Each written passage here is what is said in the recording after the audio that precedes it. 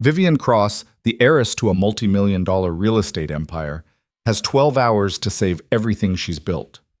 But when the most devastating blizzard of the decade engulfs her car on a remote mountain road, she desperately knocks on the door of Cole Bennett, a reclusive single widow living with her young daughter. Her offer: marry before dawn, or the empire will crumble. But what begins as a cold deal will shake both their lives in ways neither could have imagined. Follow the story to the end, hit like, and comment the city you're watching to let me know how far this story has come. The headlights died first. Vivian Cross gripped the steering wheel as the dashboard went dark, the luxury sedan's engine coughing once before surrendering entirely. Outside, the snowstorm raged with a violence she had only seen in disaster footage, horizontal sheets of white that swallowed the narrow mountain road, the trees, everything. The temperature inside the car was already dropping. She pulled her phone from the center console. No signal. Of course there wasn't. Vivian sat in the sudden silence, her breath visible in small clouds. She was wearing a Burberry coat and Louboutin heels because she'd left Manhattan in such a furious hurry that practical clothing hadn't occurred to her. The lawyer's voice still echoed in her skull. You have until tomorrow morning, Ms. Cross. Clause 17 is absolute. If you're not married by 8 a.m., controlling interest transfers to your uncle. 8 hours. She had 8 hours to undo her father's final, cruelest joke. The wind hit the car hard enough to rock it. Vivian forced herself to think. She'd passed a structure maybe half a mile back, lights in the windows, smoke from a chimney, half a mile in a blizzard wearing designer heels. She looked at her luggage in the back seat, 2 suitcases packed for a quick courthouse trip and immediate return to the city. She grabbed her phone, even though it was useless, and stepped out into the storm. The cold hit like a physical blow. Snow invaded her coat immediately, melting against her neck, soaking through the cashmere. Vivian turned back toward where she'd seen the lights, but the world was already an undifferentiated wall of white. She couldn't see 5 feet ahead. The wind screamed. She started walking. Each step was a small battle. The heels sank into snow that was already past her ankles. Her hands went numb almost immediately. She tried to keep her breathing steady, but panic was rising in her chest. The same suffocating panic she'd felt in the lawyer's office when she realized what her father had done. Victor Cross had built an empire, and then he'd rigged it to explode. Get married or lose everything. The kind of clause that belonged in a Victorian novel, not a 21st century corporate document. But her father had never forgiven her for being born a daughter instead of a son, for choosing Harvard business over his preferred legacy path, for daring to have opinions about how Cross Industries should operate. So he'd written her one final test, one final way to prove she wasn't good enough. And her Uncle Graham had been waiting for exactly this moment. Vivian's foot caught on something buried in the snow. She went down hard, her palms slamming into the frozen ground. For a second she just stayed there, on her hands and knees in the blizzard, and felt the full weight of how spectacularly alone she was. No assistant, no lawyer, no security detail. Just Vivian Cross, who could command a boardroom of 50 without breaking a sweat, kneeling in the snow like a lost child. She pushed herself up. The lights appeared through the white like a miracle, closer than she'd thought, maybe 100 yards. A house, small and solid, light glowing warm in the windows. Smoke rising from the chimney despite the wind. Vivian stumbled toward it, her entire body shaking now, her face so cold it hurt. The porch steps were nearly invisible under the snow. She grabbed the railing and pulled herself up, then hammered on the door with a fist she could barely feel. Nothing. She hit the door again, harder. Please, I need help. The door opened. The man standing there was tall, broad-shouldered, mid-30s maybe, with dark hair and a face that registered surprise and concern in equal measure. He was wearing a flannel shirt and jeans, and behind him Vivian could see a living room with a wood stove throwing heat, a worn sofa, bookshelves. Jesus, he said, get inside. Vivian didn't argue. She stumbled past him into the warmth, and her body immediately started screaming as the temperature change hit her frozen skin. She heard the door close, shutting out the wind. Here! The man draped a heavy blanket around her shoulders. Sit down before you fall down. She sank onto the sofa, teeth chattering so hard she couldn't speak. The man crouched in front of the stove, adding wood, then returned with a mug of something hot. Tea, she realized as he pressed it into her hands. Drink slow, he said. Vivian wrapped her numb fingers around the mug and took a sip. It scalded her tongue, but the warmth spreading through her chest was worth it. She looked up at the man, really seeing him for the first time. There was something steady about him, quiet, the kind of face that didn't waste energy on unnecessary expression. "Thank you," she managed. "Where's your car?" "Dead, half a mile back." Her voice was shaking. "The engine quit." He nodded, unsurprised. "This storm's been knocking out power all over the county. You're lucky you found the house." "Lucky," Vivian repeated. The word felt absurd. She took another sip of tea, trying to organize her thoughts. "I need to get to Pineville. Is there a tow service, or—" "Not tonight." He said it gently, but firmly. "Nothing's moving until this blows through. Weather service says another 12 hours at least." 12 hours. Vivian's mind went immediately to the timeline. It was just past 8 p.m. now. She needed to be married by 8 a.m. 12 hours would put her at 8 in the morning, exactly when the inheritance clause triggered.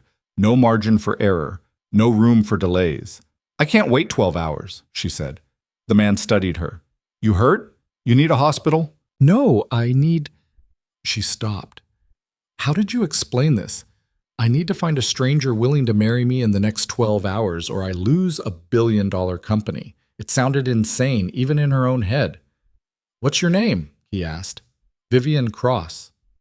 Something shifted in his expression. Brief recognition, quickly controlled. He knew the name. Most people in the Northeast did. Cross Industries owned half the commercial real estate from Boston to Philadelphia. "Cole Bennett," he said. "Mr. Bennett." Vivian set the mug down and pulled the blanket tighter around her shoulders. Her brain was starting to work again, processing options, calculating angles.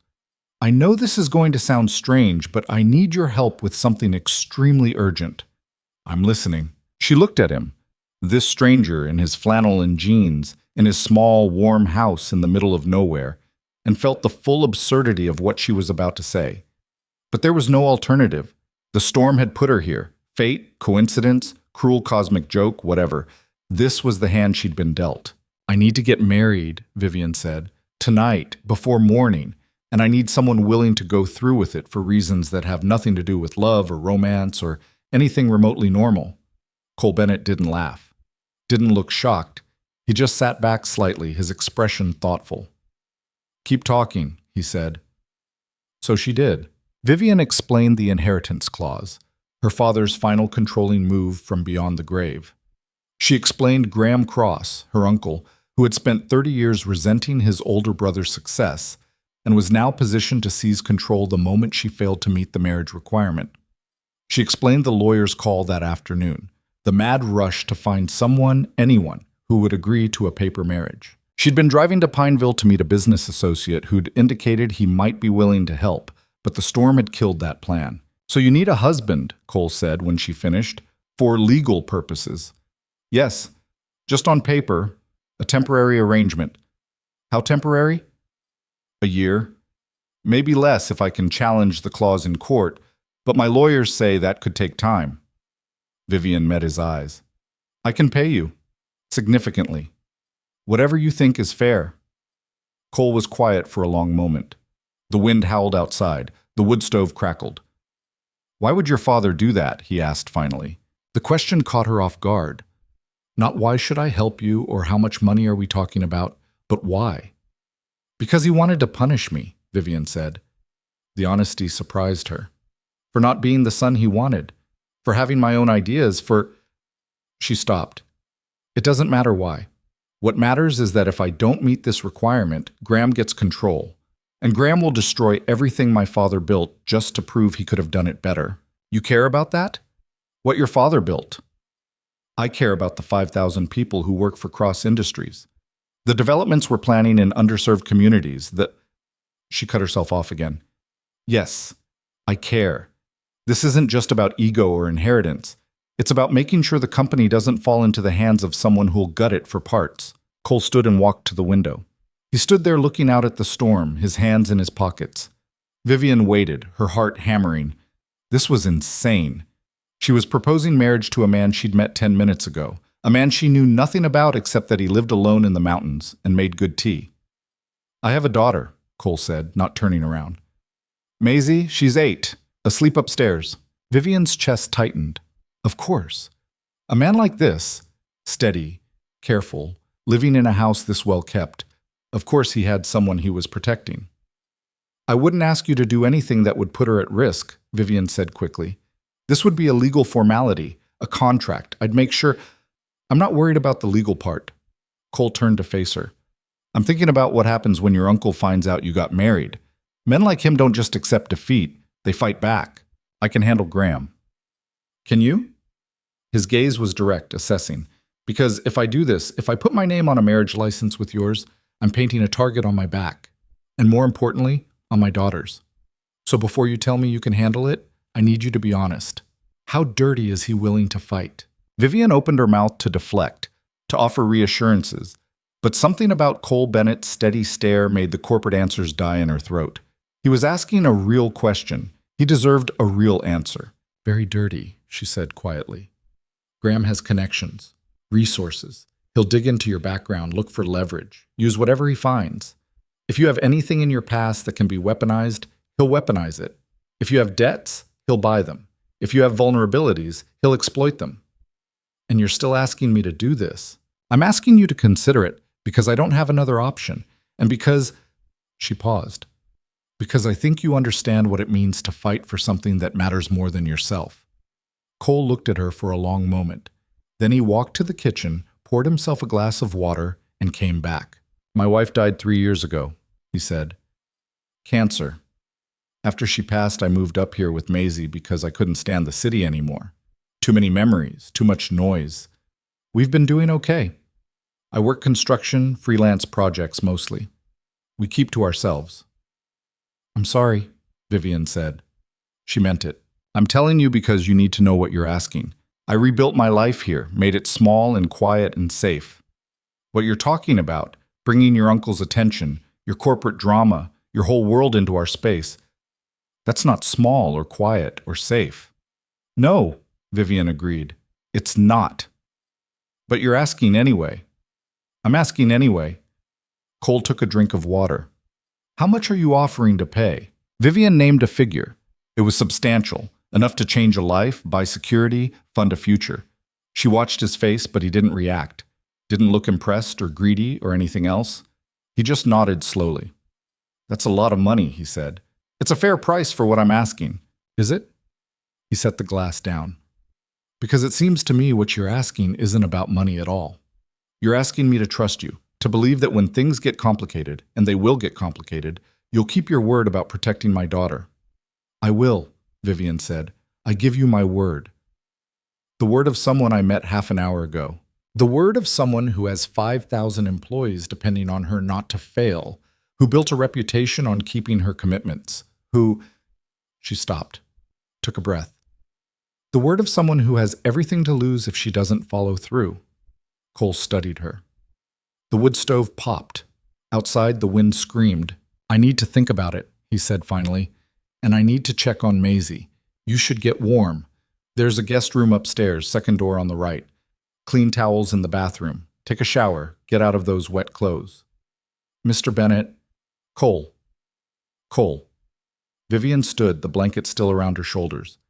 I know this is asking a lot. I know it's crazy. But if there was any other way... I know. His voice was gentler now. Get warmed up. We'll talk more in a bit. He disappeared upstairs. Vivian stood in the living room, listening to the storm, trying to process what had just happened. She'd laid out her entire desperate situation to a stranger. She'd offered him money to marry her, and he hadn't immediately thrown her out into the snow. That had to count for something. She made her way upstairs, found the bathroom, and stood under hot water until she stopped shaking. Her designer clothes were ruined, soaked, and stained. She wrapped herself in a towel and discovered that someone had left a set of clean clothes outside the bathroom door, a faded Sunni sweatshirt and flannel pajama pants. They were enormous on her, but they were warm and dry. When she came back downstairs, Cole was sitting on the sofa, staring at the fire. He looked up as she entered. Better? Yes. Thank you. Vivian sat in the armchair across from him. Cole, I'll do it, he said. Her breath caught. You will? On certain conditions. He leaned forward, elbows on his knees. First, everything legal gets put in writing. A contract that specifies this is temporary, that spells out exactly what happens when it ends, that protects Maisie if things go wrong. You bring in lawyers, make it airtight. Of course. Second, you tell me everything about your uncle, every piece of leverage he might use, every dirty trick he's pulled before. I go into this with my eyes open. I can do that. And third, Cole's gaze was steady, serious. You meet my daughter before we do this, because she's going to have questions when she wakes up and finds out I got married overnight. And I need to see that you can talk to her like a human being, not like a business problem. Vivian swallowed. That condition felt harder than the others somehow, more personal. All right, then I'll do it. Not because of the money, though I won't pretend that doesn't matter. I'll do it because I know exactly what kind of man uses family as a weapon, and I don't like seeing people like that win. There was something in his voice, old anger, carefully controlled. Vivian wondered what his story was, who had hurt him, or someone he loved. But this wasn't the time to ask. Thank you, she said quietly. Don't thank me yet. We still have to figure out how to get married before 8 a.m. with a blizzard raging outside. Vivian pulled out her phone. Still no signal. If we can get to Pineville, there's a 24-hour courthouse. I researched it. No waiting period in this state. Just need the license and an officiant. We're not getting to Pineville tonight. Then we'll have to find another way. Cole thought for a moment. Judge Morrison lives about 2 miles from here. He's retired, but he can still perform ceremonies. If we can get to him in this storm? I have a truck, 4-wheel drive. It might make it. Cole stood. Let me check the weather update. He went to a radio on the kitchen counter and turned it on. Static, then a voice. Continue through the night with accumulations of 18 to 24 inches. All travel strongly discouraged. Emergency vehicles only. Cole turned it off. If we leave now, we might make it before the roads are completely impassable, but it's a risk. Everything about this is a risk, Vivian said.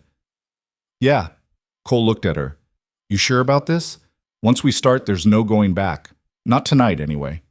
I'm sure. He nodded. Get dressed. Warmest things you can find. I'll wake Maisie. Wait, you're bringing her? I'm not leaving an 8-year-old alone in a blizzard. She comes with us. 10 minutes later, Vivian was dressed in borrowed winter gear, boots too big, a parka that drowned her, gloves that made her hands clumsy. Cole appeared with a small girl in his arms, bundled in a purple coat and knit hat.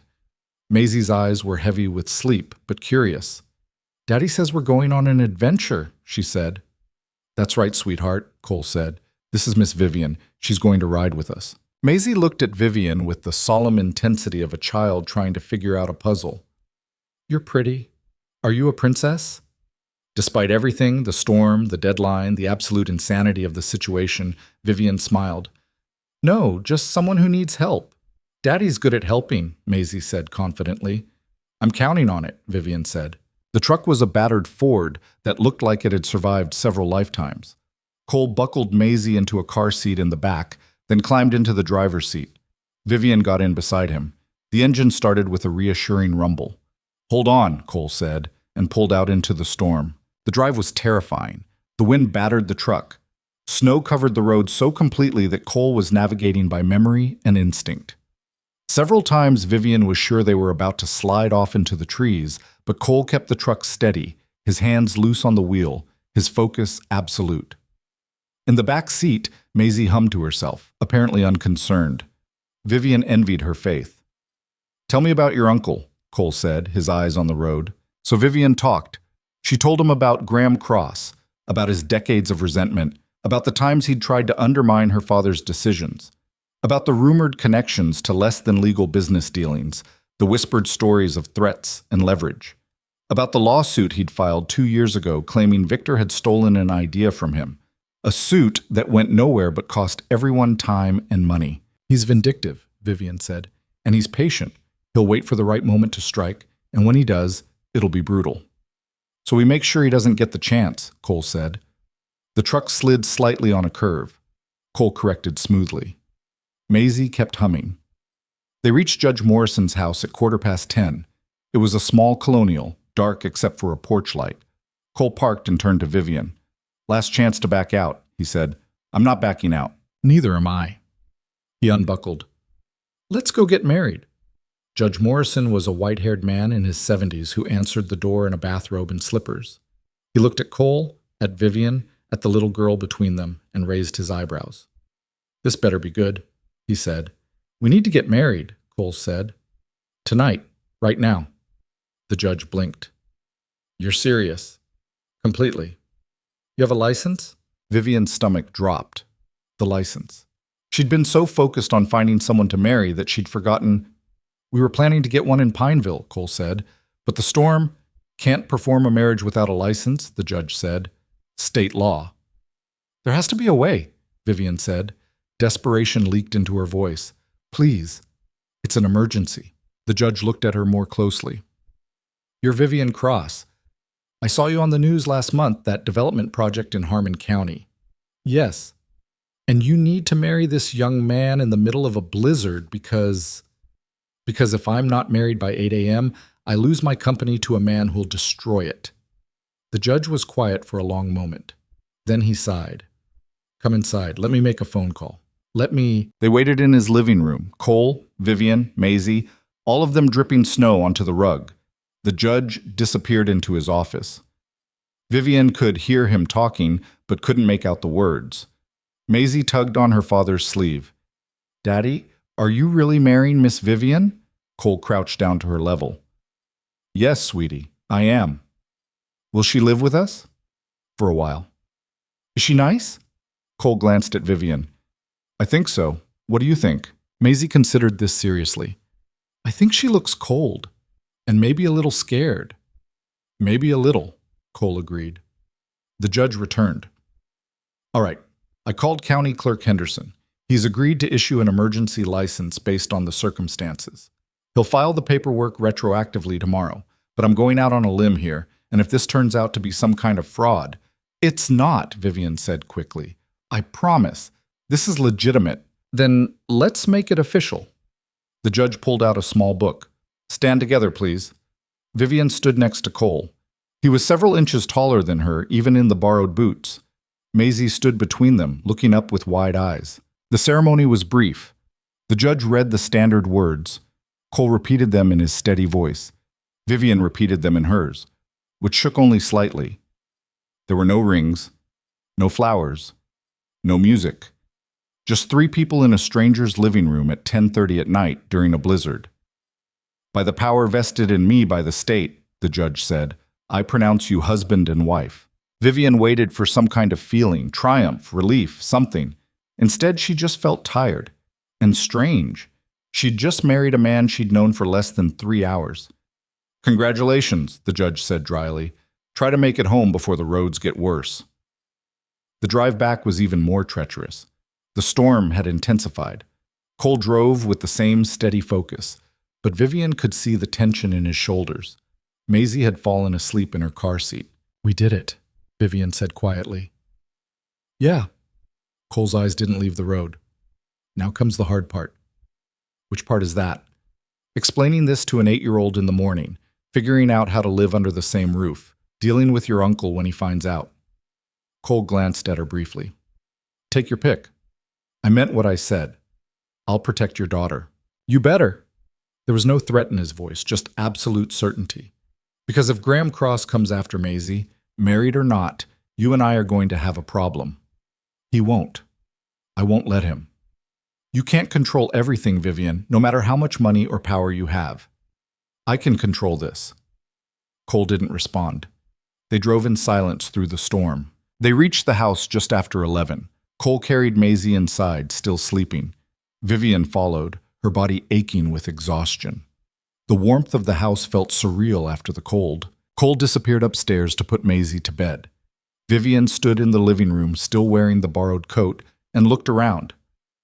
This was her home now, temporarily. This small house with its worn furniture and wood stove and bookshelves filled with paperbacks and children's books. She'd lived in a penthouse for the past 10 years. Before that, the Cross family estate in Connecticut. She'd never lived anywhere that felt this lived in. Cole came back down. He'd taken off his coat. He looked tired. There's coffee, he said. If you want it. I want it. They sat at the kitchen table drinking coffee, not quite looking at each other. husband and wife. The words felt absurd. So what happens now? Cole asked. Now I call my lawyers in the morning, tell them the marriage is complete. They'll file the documentation with the executor of my father's estate. Graham will find out within hours. And then? Then he'll start digging into you, into us, looking for any reason to challenge the marriage's validity. Will he find anything? Not if we're careful. The marriage is legal. We're both consenting adults, as long as we... She paused. As long as we appear to be a real couple, there's nothing he can challenge. Appear to be, Cole repeated. Yes. So you're going to move in here. It wasn't a question, but Vivian answered anyway. Yes. For a while. Long enough to establish residency, make it look legitimate. How long is a while? A few months, maybe longer, depending on how Graham reacts. Cole was quiet, staring into his coffee. Maisie's going to have questions. She's smart. She'll know something's not right. We'll have to tell her something close to the truth, that we're helping each other, that it's temporary. Kids don't do well with temporary. I know. Vivian set down her mug. Cole, if this is too much, it's too late for that. He looked up at her. We're married. The papers will be filed in a few hours. So we figure it out. For Maisie's sake and for yours. Thank you. Stop thanking me. We're past that now. Vivian wanted to argue, but he was right. They were past polite gratitude. They were in the middle of something strange and complicated and potentially dangerous. Partners, whether they liked it or not. You should get some sleep, Cole said. Guest room's still made up. What about you? I'll stay down here for a bit, make sure the stove stays going. Vivian stood. At the doorway, she paused. Cole? Your wife. What was her name? Sarah. His voice was soft. Her name was Sarah. I'm sorry I'm bringing chaos into the home you built with her. Sarah would have liked you, Cole said. She had a thing for stubborn people who didn't know when to quit. Vivian smiled despite herself. I'll take that as a compliment. It was meant as one. She went upstairs. The guest room was small and clean, the bed covered in a handmade quilt.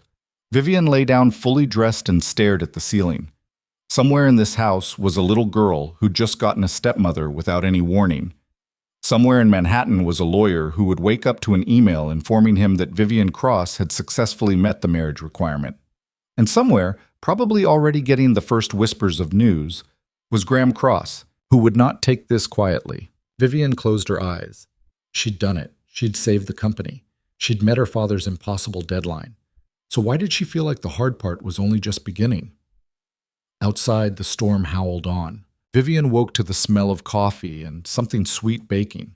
For a confused moment, she couldn't remember where she was. The room was too small, the bed too soft, the quilt too heavy. Then it came back in a rush. The storm. The marriage. Cole Bennett. She sat up and checked her phone. 6:45 a.m. 15 minutes before the deadline. She had messages waiting, but first she needed to confirm everything was filed. Her fingers moved quickly across the screen, pulling up the email from her lawyer. There it was. Marriage certificate registered, documentation submitted to the estate executor, all requirements satisfied as of 11:07 p.m. the previous night. She'd done it. The company was hers. Vivian let out a breath she didn't know she'd been holding. Then she opened the other messages. 3 from her assistant Rachel, increasingly frantic. 2 from board members offering congratulations that felt more like confusion. And 1 from a number she didn't recognize. Congratulations on your marriage, Vivian. We should talk. Graham. Her stomach tightened. That was fast. Graham must have people monitoring the county records, probably flagged for any filings with her name. Of course he did. She got dressed in the borrowed clothes, the same sweatshirt and flannel pants from last night, and went downstairs. The kitchen was brighter in daylight, sun streaming through windows that looked out on a world buried in white. The storm had passed, leaving everything crystalline and still. At the table, Maisie sat with a coloring book, her tongue stuck out in concentration. Cole stood at the stove, flipping what looked like pancakes. Morning, he said without turning around. Morning. Vivian felt suddenly awkward. What was the etiquette for the morning after you married a stranger? That smells good. Blueberry. Maisie's favorite. Cole glanced over his shoulder. Coffee's fresh. Mug's in the cabinet above the pot. Vivian poured herself a cup and sat across from Maisie.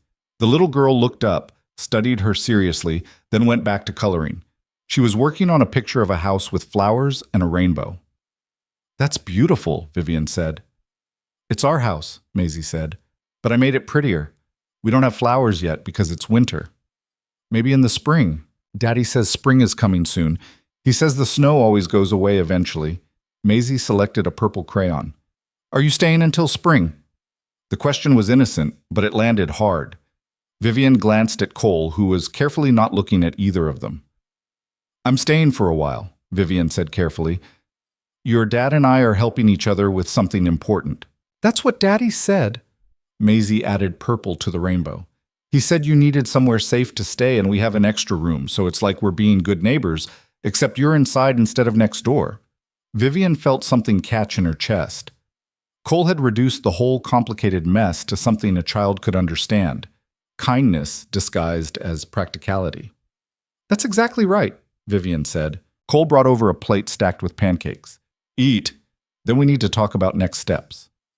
The pancakes were perfect, fluffy and warm, the blueberries sweet. Maisie chattered between bites about school being canceled because of the snow, about her friend Emma who lived down the road, about the fort she wanted to build when the snow settled. Cole listened with the kind of attention that made it clear he actually heard every word. Vivian tried to remember the last time someone had made her breakfast. Years, probably. She ate takeout at her desk or grabbed something from the cafe in the Cross Industries lobby. The domesticity of this moment felt foreign and strangely comforting at the same time. After breakfast, Cole sent Maisie upstairs to get dressed. When her footsteps faded, he turned to Vivian. "Graham contacted you already, didn't he?" "How did you know?" "Because that's what I do. Monitor the records, move fast, try to throw you off balance before you settle in." Cole refilled his coffee. "What did he say?" "Just that we should talk. Congratulations on my marriage." "He's fishing, trying to figure out who I am, whether this is real." Cole leaned against the counter. "So we make it real. Or real enough." "Meaning?" "Meaning you can't just stay here like a guest. You need to actually live here, have your things here, be present." He paused. "And we need to have a story that makes sense. How we met, why we got married so fast, all of it. We could say we met months ago, that we kept it quiet because of the media attention on the company. Too easy to disprove. Someone will check credit card records, phone logs, whatever." Cole shook his head. "Better to stick close to the truth. We met recently, things moved fast. We wanted to keep it private. The storm forced our hand. A whirlwind romance. Something like that." He didn't quite smile. "You're going to need to get your car towed, by the way. And your things, whatever you left in it. I'll call a service." "Already did. They'll be out this afternoon once the roads are clear." Cole set down his mug. "Vivian, we need to be on the same page about Maisie. She's going to pick up on things. Kids always do. So we keep the story simple and consistent. We're married, we're figuring things out, and this is temporary, but we don't know exactly how long. That's what I'll tell her. And if Graham comes after me, after us, I need to know you're going to handle it, because Maisie doesn't deserve to get caught in the crossfire." "She won't be. I promise." Cole studied her for a long moment. "I hope you can keep that promise." Maisie came back downstairs wearing jeans and a sweater with a cartoon cat on it. "Can we build a snowman?" "After I clear the driveway," Cole said. "Miss Vivian and I need to make some phone calls first." "Can I watch a movie?" "One movie. Then we go outside." Maisie disappeared into the living room. Cole gestured for Vivian to follow him into a small office off the kitchen, just big enough for a desk, a filing cabinet, and a couple of chairs. He closed the door. "Call your lawyers," he said. "Get everything documented. Then we talk about what happens when Graham makes his next move." Vivian spent the next hour on the phone. First with her lawyer, confirming that all the paperwork was filed and the inheritance clause was satisfied. Then with Rachel, her assistant, who had about 1,000 questions Vivian didn't want to answer. Finally with the head of the Cross Industries board, who sounded equal parts relieved and baffled. "A marriage," he said. "You actually got married. I met the requirement, to someone we've never heard of. Vivian, the press is going to have a field day with this. Let them. The company is secure. That's what matters. Graham is already asking questions. He wants documentation proving the marriage is legitimate. He can ask all he wants. It's legitimate, legally filed, properly executed, completely valid. He's claiming it's a sham, a fraud to circumvent your father's wishes. Vivian's grip tightened on the phone. My father's wishes were to put an impossible condition on my inheritance. I met that condition. Graham can challenge it in court if he wants, but he'll lose. I hope you're right. The board member sighed. In the meantime, we need to schedule a meeting. The full board needs to hear from you directly. Fine. Set it up for next week. When she hung up, Cole was watching her from the doorway. How bad? He asked. Graham's already trying to undermine it, calling it a fraud. Expected. Cole came in and sat down. What's he going to do next? Dig into your background. Look for anything he can use to prove the marriage isn't real or that you're not a suitable partner for me. Suitable. Cole's mouth twitched. What does suitable look like in your world? Rich, connected, from the right family. Someone who makes sense on paper. Vivian met his eyes. You're none of those things, which is going to make Graham suspicious. Good. Let him be suspicious as long as he can't prove anything. Cole, I need to know, is there anything in your past he could use? Anything that could give him leverage? You mean like a criminal record? Bankruptcy? Secret second family? Cole's tone was dry. No, I've lived a pretty boring life. Worked construction since I was 20, married Sarah when I was 25, had Maisie when I was 27. Sarah got sick when Maisie was 4. She died a year later. Since then, it's been me and Maisie trying to build something stable. No debts, legal problems? I'm careful with money. No lawsuits, no complaints, no drama. He paused. The only thing Graham might find is that I walked away from a job 2 years ago. The guy I was working for wanted to cut corners on a school renovation. I reported him, he got shut down, and I made some enemies in the local construction community. But that's not exactly scandalous. He'll try to spin it anyway, make you look unstable or difficult. Let him try. Cole leaned back in the chair. I did the right thing. I'm not ashamed of that. Vivian found herself almost smiling. There was something steadying about Cole's certainty. He knew who he was and didn't apologize for it. We should go over our story, she said. Make sure we're consistent. They spent the next hour crafting a narrative. They'd met 3 months ago when Vivian came to the area scouting locations for a development project. They'd started talking, kept in touch. Things progressed. The relationship was private because of Vivian's public profile. The quick marriage was partly the inheritance deadline, partly just knowing what they wanted. It's thin, Cole said when they finished, but it's believable enough. As long as we don't contradict each other, then we better practice. He stood. Come on. Let's go build that snowman before Maisie stages a revolt. Outside, the world was blindingly white. The snow came up past Maisie's knees, and she shrieked with delight as she waded through it. Cole started rolling a large snowball for the base. Vivian found herself helping, her hands already going numb in the borrowed gloves. Bigger, Maisie shouted. It has to be really big so it doesn't fall over. They built the snowman together. Maisie directing, Cole doing the heavy lifting, Vivian finding sticks for arms and small stones for buttons. It was ridiculous and childish and strangely wonderful. When was the last time Vivian had played in the snow? She couldn't remember. Her childhood had been scheduled down to the minute, tutors and lessons and expectations. He needs a face, Maisie announced. Cole lifted her up so she could place the stones for eyes and a crooked smile. Vivian found a carrot in the kitchen for the nose. When they finished, the snowman was lopsided and slightly melting, but Maisie pronounced it perfect. We should take a picture, she said. Cole pulled out his phone. All right, everyone get close. Vivian found herself standing next to the snowman with Cole on one side and Maisie on the other. Cole's arm came around her shoulders. Casual, natural, like they did this all the time. She made herself relax into it. Smile, Cole said, and snapped the photo. Later, when Maisie was inside warming up with hot chocolate, Cole showed Vivian the picture. They looked like a family. Father, mother, daughter, ridiculous snowman. It was a lie, but it was a convincing one. We should post it, Vivian said. Social media. Make it public. You sure? Once it's out there, it needs to be out there. Otherwise, it looks like we're hiding. Cole sent her the photo. Vivian posted it to her rarely used Instagram account with a simple caption, "New Beginnings." Within minutes, the comments started rolling in.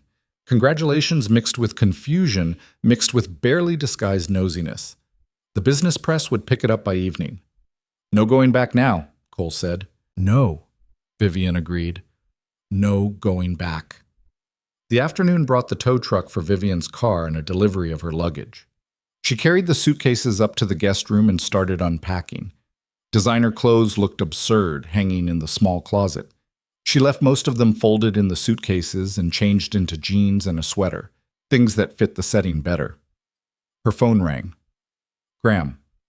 She almost didn't answer, but avoiding him would only make things worse. "Uncle Graham," she said. "Vivian." His voice was smooth, controlled. "Congratulations on your marriage. Quite a surprise." "Thank you." "Cole Bennett. I've been learning about him. Construction worker, widower, lives in the middle of nowhere with his daughter." A pause. "Not exactly your usual type." "I didn't know I had a type." "Oh, you do. Ambitious, wealthy, well-connected. This man is none of those things." "Maybe that's why I like him," Graham laughed, but there was no warmth in it. "Come now, Vivian. We both know what this is, a desperate maneuver to meet your father's ridiculous requirement. You found someone willing to play along for the right price." "You're wrong." "Am I?" "Because it seems convenient that you met this man right before the deadline, that you married him in the middle of a blizzard with no witnesses except a retired judge, that you've now moved into his house like some kind of domestic fantasy." Vivian's hand tightened on the phone. "My marriage is legal and legitimate. If you want to challenge it, take it to court." "Oh, I will. And when I prove it's a fraud, the company will be exactly where it should have been all along, under my control." "You'll lose. We'll see." Graham's voice turned colder. "In the meantime, I thought you should know I've hired investigators. They're going to look very closely at Mr. Bennett, his finances, his history, his relationship with his daughter. If there's anything questionable, anything at all, I'll find it." "There's nothing to find. Everyone has secrets, Vivian. Even small-town construction workers who play hero in snowstorms." He paused. "I'm curious. Does he know what he's gotten himself into? Does he understand that you'll destroy him the moment he's no longer useful?" "This conversation is over. One more thing. I'm filing a motion to review your custody arrangements. If you're going to claim this man as your husband, then his daughter becomes relevant to your fitness as a corporate leader. After all, you're now responsible for a child. That's quite a responsibility for someone who's never shown any maternal instinct." Vivian's blood went cold. "You leave Maisie out of this. She's already in it. You put her there when you married her father." Graham's voice was almost cheerful now. "Enjoy your new family, Vivian. I'm sure it will last exactly as long as you need it to." He hung up. Vivian stood in the guest room, shaking with rage. The threat was clear. Graham wasn't just coming after her or Cole. He was going after Maisie. Using the little girl as leverage, as proof that Vivian wasn't fit to run the company, she went downstairs. Cole was in the kitchen starting dinner. Maisie was at the table drawing. "We need to talk," Vivian said quietly. "Alone." Cole saw her face and nodded. "Maisie, why don't you go play in your room for a bit? I'll call you when dinner's ready." "But I'm not done with my picture." "You can finish after dinner. Go on." Maisie sighed dramatically but obeyed. When she was gone, Cole turned to Vivian. "What happened?" "Graham called. He's hiring investigators to dig into your background. And he's—" She had to force the words out. "He's threatening to use Maisie, to claim that me being responsible for a child somehow proves I'm not fit to run the company." Cole's expression went very still. "He said that?" "Not in those exact words, but the implication was clear." "And you told him to back off." "Of course I did. But Graham doesn't respond to threats. He escalates." Vivian pressed her hands against the counter. "I'm sorry, I promised I'd protect her and he's already using her as a weapon. This isn't your fault." "It is. I brought this into your life. Into her life." Cole was quiet for a moment. When he spoke, his voice was calm but absolutely firm. "Listen to me. Graham can investigate all he wants. He can file motions and make implications and try to scare us. But he's not going to touch Maisie, because we're not going to give him anything to use." "How can you be sure?" Because I'm a good father and you're not going to do anything that puts her at risk. That's how. He met her eyes. I know you're used to controlling everything, Vivian, but some things you just have to trust will work out. Trust isn't really my strong suit. Yeah, I'm getting that. Cole turned back to the stove. We'll deal with Graham the same way we deal with the rest of this, one day at a time, carefully, together. The word together did something strange to Vivian's chest. She wasn't used to partners, to sharing the burden. Her whole life had been about being strong enough, smart enough, ruthless enough to handle everything alone. Okay, she said quietly. Okay. Cole stirred whatever was in the pot. It smelled like tomato sauce and garlic. Now set the table. Maisie likes the blue plates, not the white ones. Dinner was spaghetti with salad. Maisie talked about her drawings, about the movies she'd watched, about whether the snow would stick around long enough to build another snowman tomorrow. Normal family conversation. Vivian found herself relaxing despite everything. This small kitchen with its mismatched chairs and cheerful clutter felt safer than her penthouse ever had. After dinner, Cole did the dishes while Vivian helped Maisie with a puzzle. The little girl worked with intense concentration, her small fingers carefully fitting pieces together.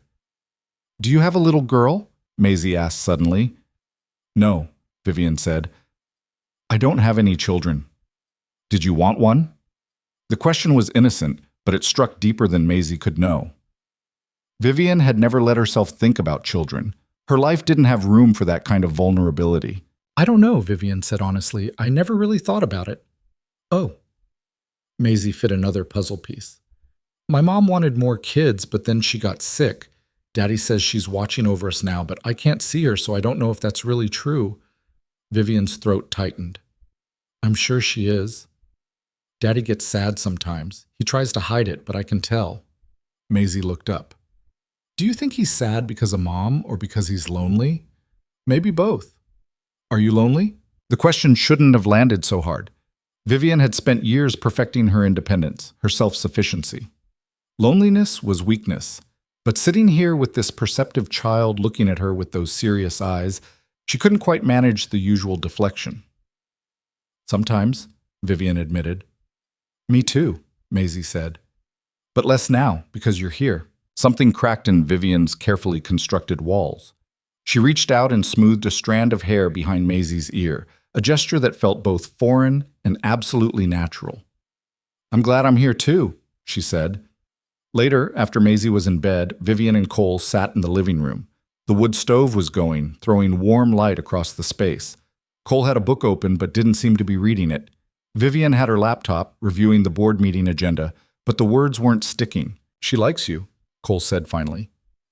I like her too. Vivian searched for the word. She's real. No filters, no games, just honest. That's Maisie, Cole set down his book. You were good with her tonight, patient. I didn't know what I was doing. Neither does anyone. That's the secret of parenting. Everyone's making it up as they go. He paused. You grew up with nannies, didn't you? How did you know? Lucky guess. You've got that look people get when they're around kids, like you're not sure of the rules. My father believed children should be seen and not heard. He had very specific ideas about what I should become. Vivian closed the laptop. I spent my childhood preparing to take over the company. Everything else was secondary. That's a lot of pressure for a kid.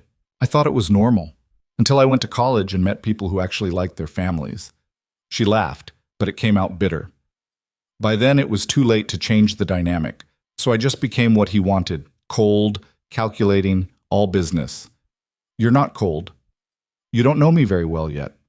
Maybe not, but I know you cried when Maisie said she was less lonely with you here. That's not cold. Vivian looked at him sharply. I didn't cry. Your eyes got wet. Close enough? She wanted to argue, but what was the point? Cole saw things. It was unnerving. My father died 6 months ago, Vivian said. Heart attack in his office. He was working on a deal right until the end. And you know what my first thought was? Not grief or sadness, just relief. Relief that I wouldn't have to fight him anymore. That doesn't make you a bad person. Doesn't it? No. It makes you human. Cole leaned forward. My relationship with my father wasn't great either. He wanted me to take over his business. Accounting firm, stable, boring. When I told him I wanted to work with my hands, build things, he acted like I'd betrayed the family. We barely spoke for years. Did you reconcile? Not really. He died before we got the chance. Cole's voice was quiet. So I understand complicated family stuff. And I understand doing what you have to do to protect what matters. Is that what we're doing? Protecting what matters? I think so. He met her eyes. You're protecting your company and the people who depend on it. I'm protecting Maisie and the life we've built here. We just happen to need each other to do it. A mutually beneficial arrangement. Something like that. They sat in silence for a while. The fire crackled. Outside, the wind had picked up again, rattling the windows.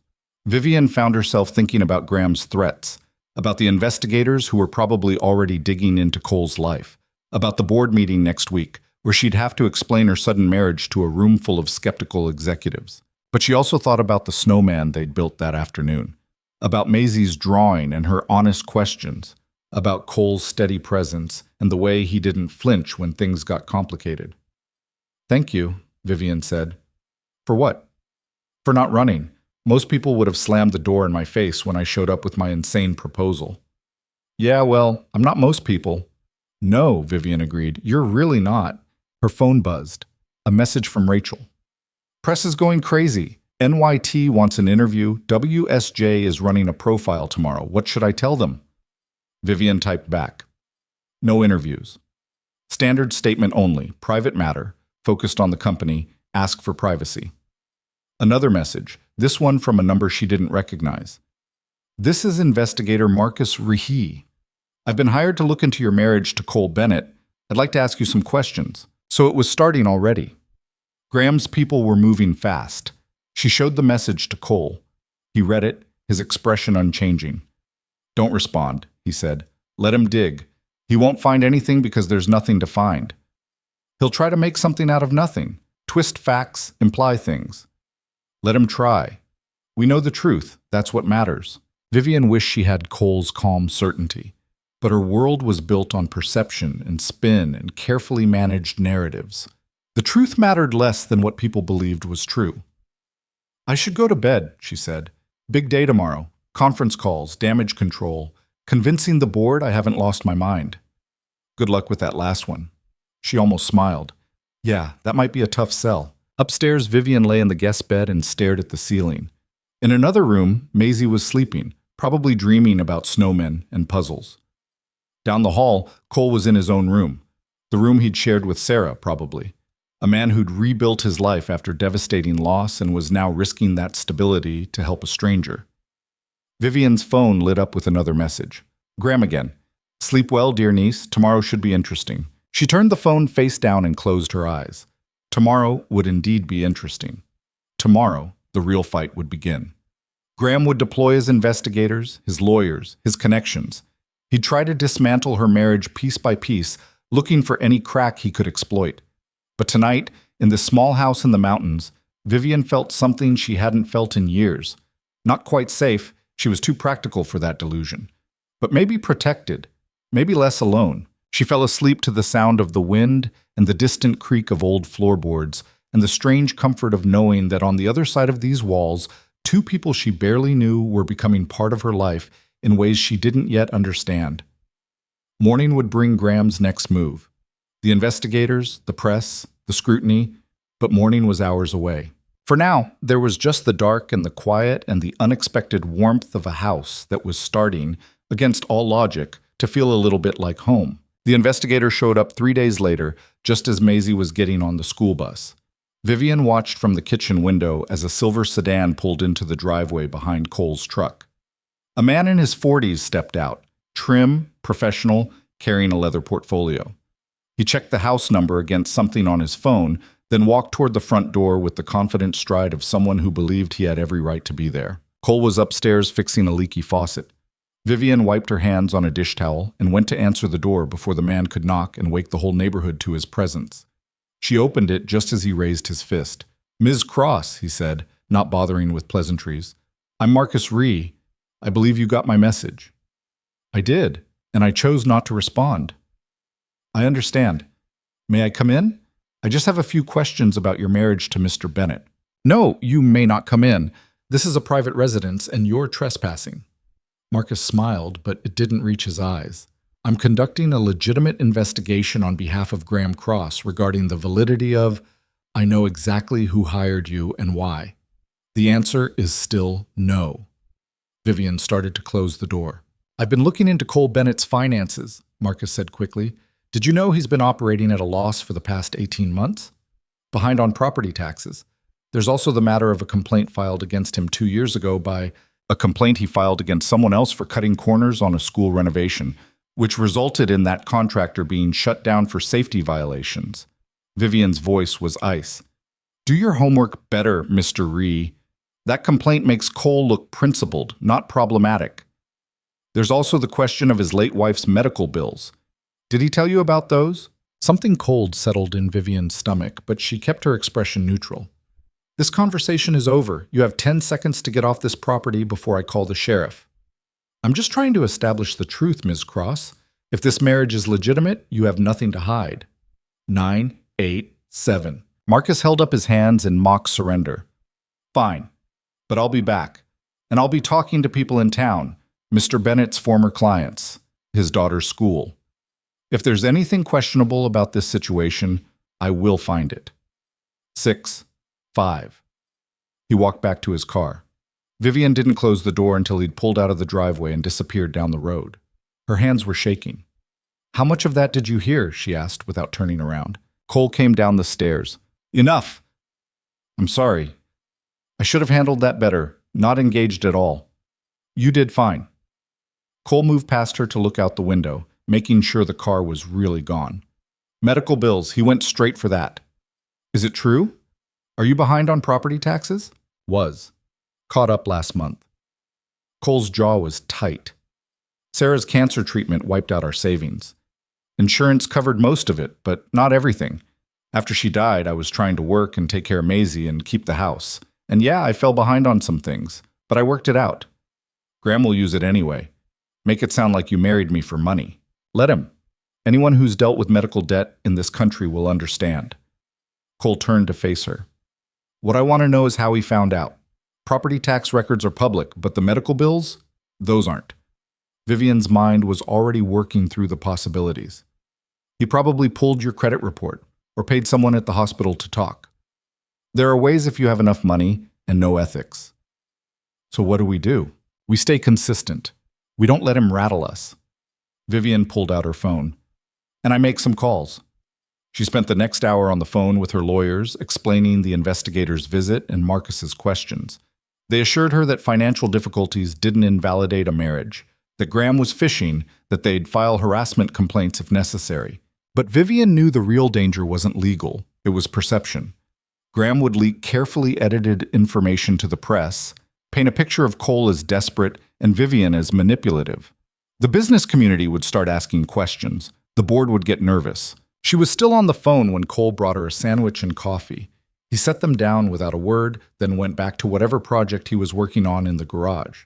The simple gesture, feeding her while she fought his battles, made something tighten in her chest. When she finally hung up, it was past noon. Cole was in the driveway, working on the truck's engine. Vivian pulled on the borrowed jacket and went outside. Your lawyers have a plan? Cole asked, not looking up from the engine. They always have a plan. Whether it'll work is another question. Vivian leaned against the truck. I'm having them draw up additional documentation. Affidavits from the judge who married us. Statements from anyone who can verify we've been living together as a married couple. Building a paper trail. Exactly. Cole wiped his hands on a rag. You know what's strange? I've been thinking about what that investigator said. About me being broke, about the medical bills, and I realized I'm not ashamed of any of it. Sarah got sick. I took care of her. After she died, I kept going because I had Maisie. That's not a scandal. That's just life. Graham will make it sound sordid anyway. Then he's the one who should be ashamed, not me. Cole looked at her directly. I'm starting to understand why you hate him so much. I don't hate him. Hate requires caring. Vivian paused.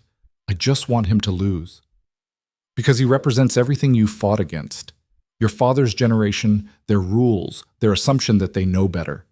It wasn't a question, but Vivian answered anyway. Yes. My father-in-law was like that. Thought I wasn't good enough for Sarah because I worked with my hands instead of pushing papers. Told her she was making a mistake marrying me. Cole's voice was quiet. He died before Maisie was born. Never apologized, never admitted he was wrong. Some men can't. Did Sarah regret it? Marrying you despite his objections? No. She used to joke that marrying me was the best bad decision she ever made.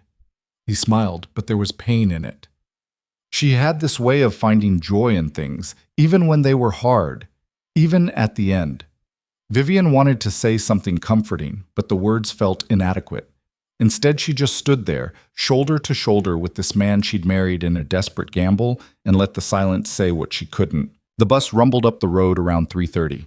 Maisie bounded off, her backpack bouncing, her face bright with excitement. "Miss Vivian! Miss Vivian!" She ran up, slightly breathless. "We're doing family trees in class, and I need to draw our family, and Mrs. Patterson says I can use markers if I want." Vivian's stomach dropped. "Family trees?" "Yeah, everyone's doing them. Emma's doing hers, and she has like a million cousins, but I told her I have something better because I have a new mom now." Cole caught Vivian's eye over Maisie's head. There was a question there, and a warning. This was exactly the kind of complication they'd known would come up. "That's great, sweetheart," Cole said carefully. "Why don't we talk about how to draw it over snacks?" Inside, Maisie spread out her school papers on the kitchen table. The assignment was simple. Draw a family tree showing parents, grandparents, siblings. But for Maisie, whose mother was dead and whose father had just married a stranger, simple wasn't so simple. "So I put you here," Maisie said, pointing to the spot where the father would go, "and Miss Vivian here, and me at the bottom. But what about Mom?" Cole's expression was carefully neutral, but Vivian could see the tension in his shoulders. This was territory they hadn't navigated yet. Where did Sarah fit in this new configuration? "Your mom is part of your family tree no matter what," Vivian said before Cole could answer. "She always will be." "But the paper only has room for one mom spot." "Then we make more room." Vivian pulled out a blank piece of paper. "How about we do 2 trees? One with your mom, showing your whole family from before, and one with how our family looks now. Both are true. Both matter." Maisie considered this seriously. "Can I do that? 2 trees?" "It's your family," Vivian said. "You can draw it however makes sense to you." Cole mouthed thank you over Maisie's head. Vivian just nodded. This wasn't strategy or manipulation. It was just the truth. Sarah had been Maisie's mother. That didn't go away because Vivian had signed a marriage certificate. They spent the next hour helping Maisie with her project. She drew Sarah with care. Yellow hair, blue dress, big smile. Then on the second tree, she drew Vivian with dark hair and what appeared to be a business suit. "You always dress nice," Maisie explained. "Like you're going somewhere important." "I should probably dress more like I'm staying," Vivian said quietly. That evening, after Maisie was in bed, Vivian sat with Cole on the back porch. The air was cold but not unbearable, and the stars were impossibly bright without city lights to drown them. "That was good, what you did today," Cole said, "with the family tree." "It was just common sense. Sarah's her mother. Vivian paused. "I don't know what I am. You're someone who's here, who cares enough to make sure Maisie doesn't feel like she has to choose. Is that enough?" "For now." Cole was quiet for a moment. "She's getting attached to you. You know that, right?" "I know. And when this ends, when the year is up and you go back to your real life, that's going to hurt her." Vivian felt the accusation under the words, even though Cole's tone stayed even. "I'm not trying to hurt her." "I know you're not, but it's going to happen anyway unless we're very, very careful." "So what do you want me to do?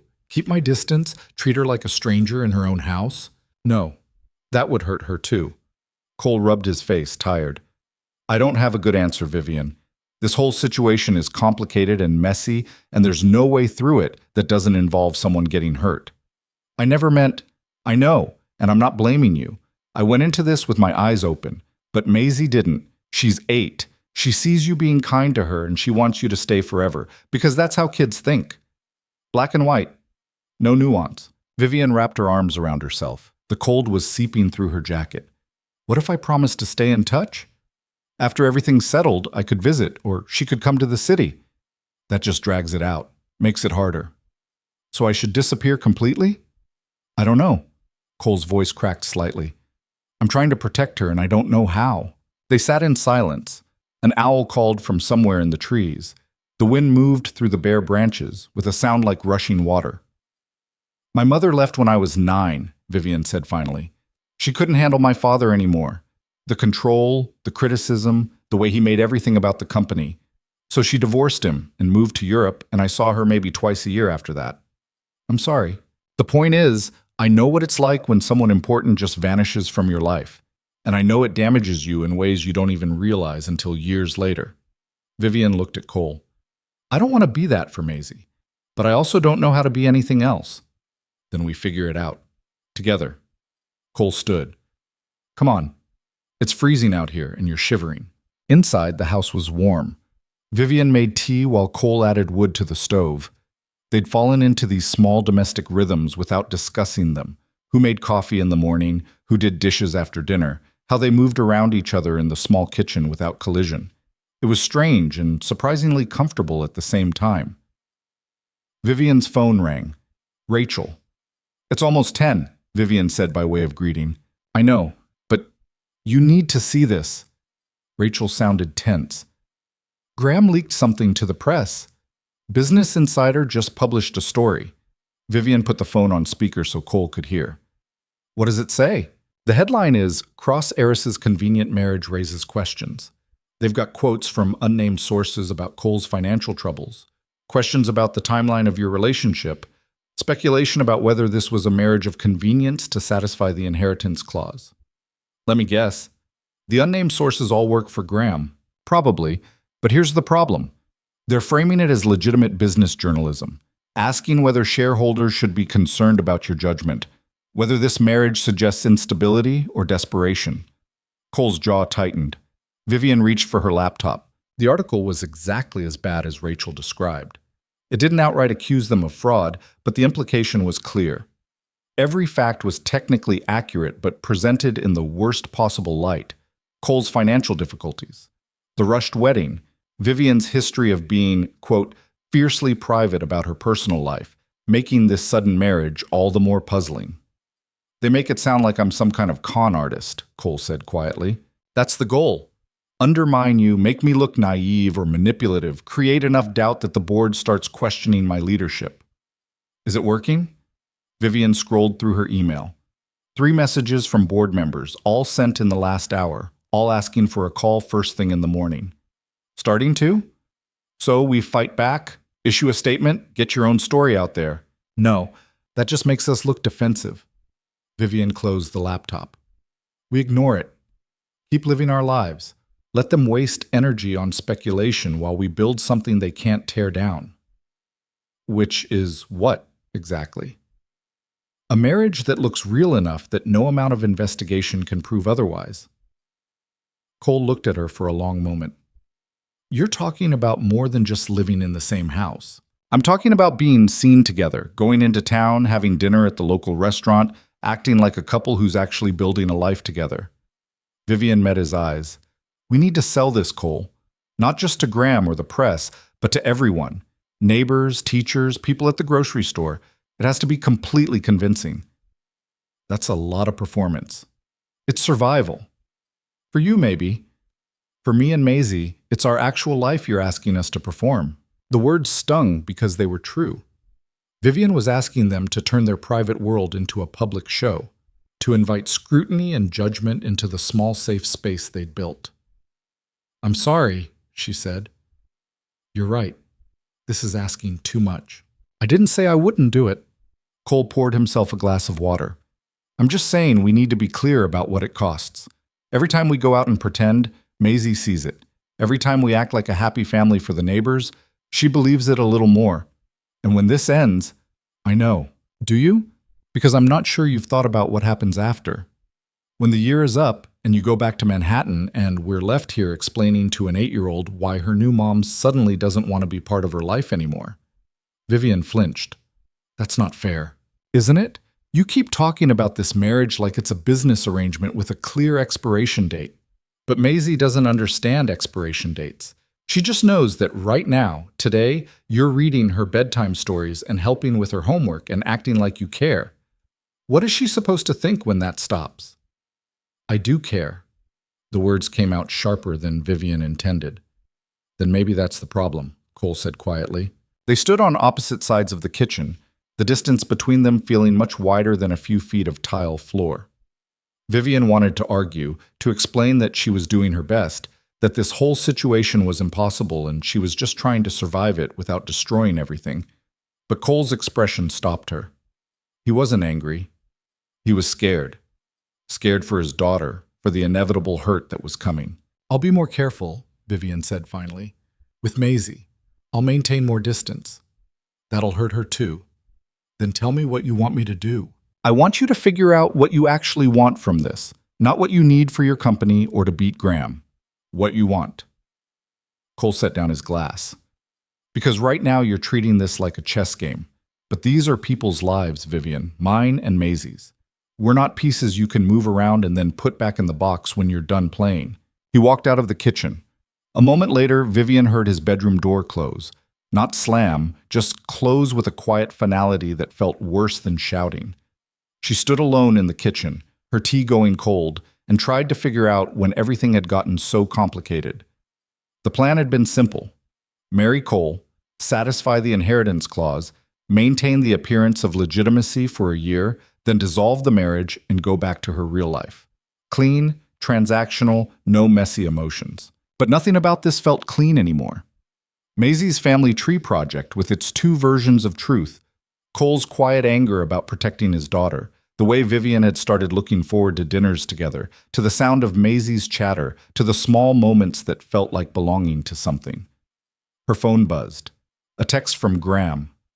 Saw the article. Unfortunate. Maybe we should talk about a settlement before this gets any uglier.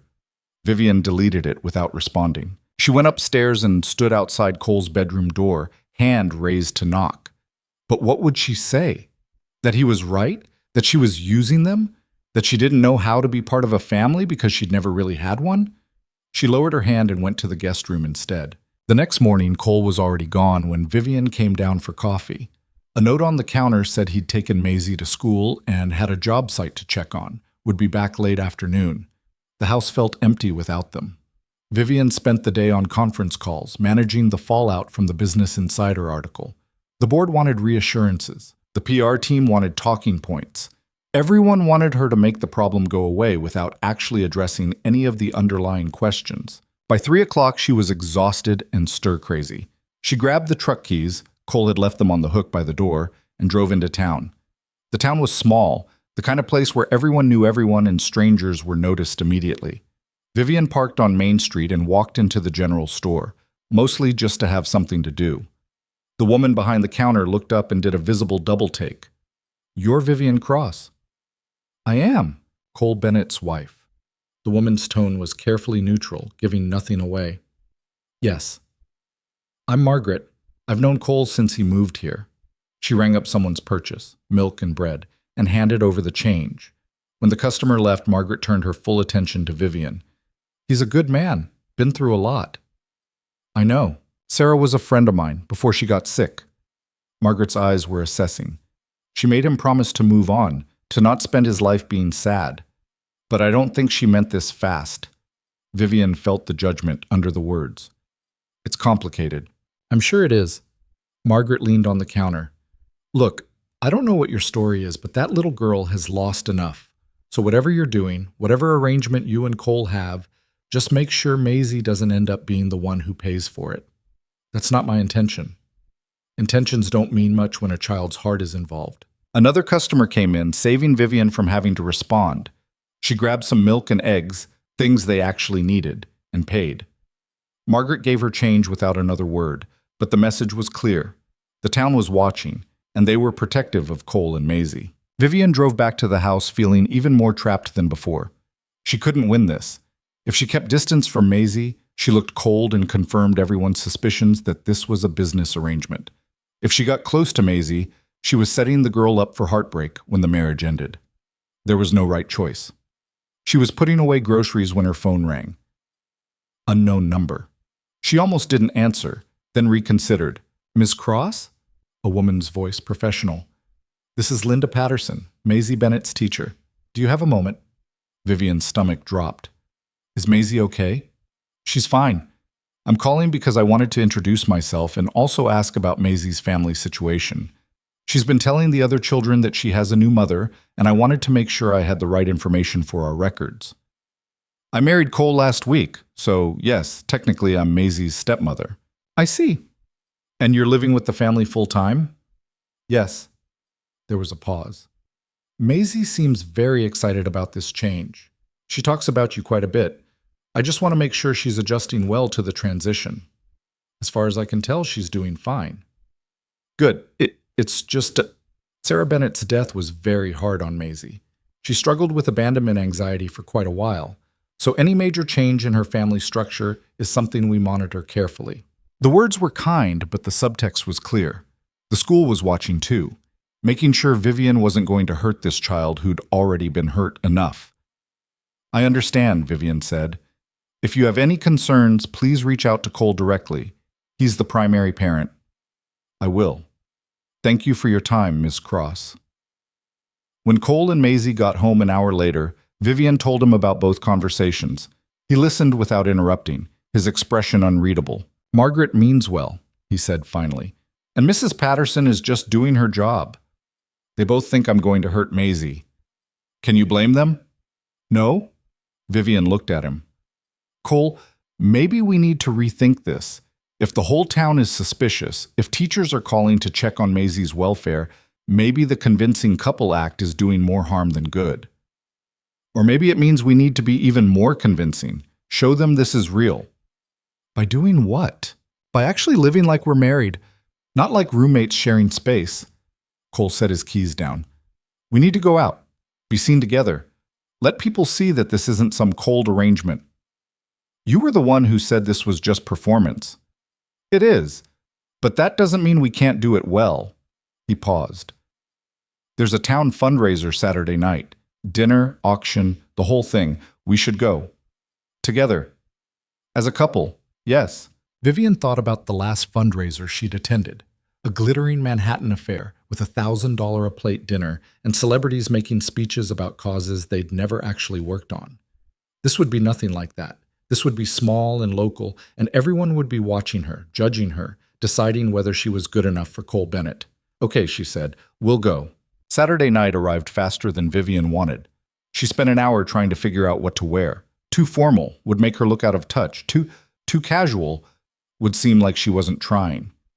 She finally settled on dark jeans and a cashmere sweater, simple but expensive enough to signal she hadn't completely abandoned her old life. Cole was in his bedroom getting ready. Maisie was at her friend Emma's house for a sleepover, which meant it would just be the two of them. Like a real date. When Cole emerged, Vivian felt something catch in her chest. He was wearing dark slacks and a button-down shirt, his hair still damp from the shower. He looked good. She'd gotten so used to seeing him in work clothes and flannel that she'd almost forgotten he could clean up. You look nice, she said. So do you. He grabbed his jacket. Ready? As I'll ever be. The fundraiser was at the community center, a simple building decorated with string lights and autumn leaves. Cars filled the parking lot. Through the windows, Vivian could see people milling around, talking and laughing. Normal people doing normal things. Cole came around and opened her door, a small gesture, but deliberate, playing the part of attentive husband. Vivian took his offered hand and let him help her out of the truck. Stay close, he said quietly, and try to look like you're having fun. I'll do my best. They walked in together. Conversations didn't exactly stop, but they definitely shifted. Heads turned, people noticed. Cole kept his hand on the small of Vivian's back, proprietary, protective, exactly what a new husband would do. Margaret from the general store was there, working the sign-in table. She looked up and something flickered across her face. Surprise, maybe. Or approval. Cole, Vivian. She handed them name tags. Glad you could make it. Wouldn't miss it, Cole said easily. They moved into the main room. The setup was simple. Round tables with paper tablecloths, a buffet against one wall, a small stage for the auction. Nothing fancy, but warm, real. People came up to say hello. Cole introduced Vivian over and over. "This is my wife, Vivian." The word still felt strange in his mouth, but he sold it. And Vivian smiled and shook hands and tried not to feel like a fraud. They sat at a table with another couple, Tom and Lisa, who owned the local hardware store. Tom immediately launched into a story about a job he and Cole had worked on last summer, some complicated deck renovation that went sideways when they discovered rotted joists. "Cole spent 3 extra days fixing it right," Tom said. "Didn't charge the homeowner a penny more. That's the kind of guy he is." Lisa nodded. "Sarah used to say she married the most stubborn, honest man in the county." There was a small, awkward silence. Vivian felt it like a physical thing, the invocation of Sarah's name, the reminder that she was filling a space left by someone beloved. "She wasn't wrong," Vivian said quietly, "about the stubborn part especially." Cole shot her a look. Tom laughed. The tension broke. Dinner was roast chicken and vegetables, simple but well made. Vivian found herself actually enjoying the food, the conversation, the normalcy of it all. Tom and Lisa were funny and kind, and didn't treat her like an outsider. They asked about her work. She gave them the simplified version, and told stories about the town, about people they'd known for decades, about the rhythms of this small place. After dinner came the auction. Small items mostly. A quilt, gift certificates to local businesses, a weekend at someone's lake house. Cole bid on a handmade wooden box and won it for $40. "For your jewelry," he said to Vivian. "I don't have much jewelry here." "Then for whatever you want. It's nice. Worth supporting." The casual thoughtfulness of it, buying her something small and sweet just because, made Vivian's chest tight. This was what normal couples did. They went to fundraisers and bid on things, and bought each other small gifts for no reason except kindness. When had anyone last been casually kind to her? Later, during a break in the auction, Cole pulled her onto the dance floor. A local band was playing, acoustic guitar and fiddle, slow country songs that Vivian didn't recognize but that everyone else seemed to know by heart. "I can't dance to this," Vivian said. "Neither can I really. Just sway." Cole put his hand on her waist, took her other hand in his. "Follow my lead and try not to step on my feet." They moved together, slightly offbeat, neither of them particularly graceful, but they were trying, and that seemed to be enough. Around them, other couples danced, some smooth and practiced, some as awkward as they were. No one was watching them anymore. They were just part of the crowd. "This isn't so bad," Vivian said. "The dancing or the whole night?" "Both." Cole's hand tightened slightly on her waist. "You're doing better than I thought you would, with the small talk and the whole town watching. I'm used to performing board meetings, investor presentations, press conferences. This is just a different audience." "Is that all this is to you? A performance?" Vivian looked up at him. His face was serious, searching. "I don't know anymore." The song ended. Another one started, faster. Cole led her back to the table. They stayed until almost 11, helping clean up because that's apparently what you did in small towns. You didn't just attend, you participated. Vivian found herself washing dishes in the kitchen with Lisa and 2 other women, listening to gossip about whose teenager was dating whom and whether the Johnsons were really moving to Florida. "You fit in better than I expected," Lisa said as they dried the last of the serving platters. "I'll admit, I was skeptical when I heard about you and Cole. It seemed fast, but seeing you together tonight, I don't know. It seems real." Vivian didn't know what to say to that, because it wasn't real, except it was starting to feel real, and that was terrifying in ways she didn't want to examine. "Cole's a good man," she said instead. "The best. And Maisie needs stability. Just don't break their hearts, okay? They've had enough of that." "I'm trying not to." "I know," Lisa smiled, "and that's probably enough." On the drive home, Cole was quiet. Vivian watched the dark road unfold in the headlights and tried to process the evening. It had gone well. Better than well. People had accepted her, or at least stopped actively distrusting her. She and Cole had looked like a real couple. Mission accomplished. So why did she feel so unsettled? "Thank you," Cole said finally, "for tonight, for trying." "You don't have to thank me." "Yeah, I do. I know that wasn't your world. You could have been condescending or fake, and you weren't. Those people care about you, about Maisie. It It would have been stupid to alienate them. Is that the only reason? Vivian looked at him. What do you want me to say, Cole? I want you to tell me the truth. Are you here because you have to be, or because some part of you actually wants to be? Both. Does that make me a terrible person? No, it makes you honest. He pulled into the driveway, turned off the truck. For what it's worth, I think tonight helped. People saw us together, saw that this isn't whatever Graham's been trying to make it sound like. It's still a performance. Maybe, but it's one we're getting better at. They sat in the dark truck, neither moving to get out. Through the windshield, Vivian could see the house, small and ordinary, and somehow becoming home in a way her penthouse never had. What happens when we get too good at it? She asked quietly. When the performance becomes the reality. Cole didn't answer right away. When he did, his voice was careful. I guess we deal with that when it happens. And if it's already happening? He looked at her then, really looked at her. In the dim light from the porch, his face was all shadows and angles. Then we're both in trouble. They got out of the truck and went inside. Cole checked the wood stove while Vivian turned off lights. The same small routines they'd developed over the past weeks. Partners in deception, housemates. Something more than strangers, but less than what they were pretending to be. Vivian went upstairs and got ready for bed, but sleep felt impossible. Her mind kept circling back to the evening, the way Cole's hand had felt on her waist while they danced. The casual intimacy of washing dishes with Lisa, the moment when Tom mentioned Sarah and she'd responded without thinking, without calculating. She was starting to care about this place, these people, this life she'd stumbled into. And that was dangerous, because in 9 months, or 8, or however long it took to make sure Graham couldn't challenge the marriage, she'd have to leave. Go back to Manhattan, to the company, to the life she'd built before a snowstorm forced her onto a different path. The thought of leaving made her chest ache. She heard footsteps in the hallway. Cole probably checking that she'd made it upstairs okay. His door opened and closed. The house settled into quiet. Vivian stared at the ceiling and wondered what the hell she was doing. She'd come here to save her company. Instead, she was getting attached to an 8-year-old who called her Miss Vivian and drew her in family trees, to a man who challenged her and protected her and saw through every careful wall she'd built, to a life that was smaller and simpler and somehow richer than anything she'd left behind. Graham would attack again. The investigators would keep digging.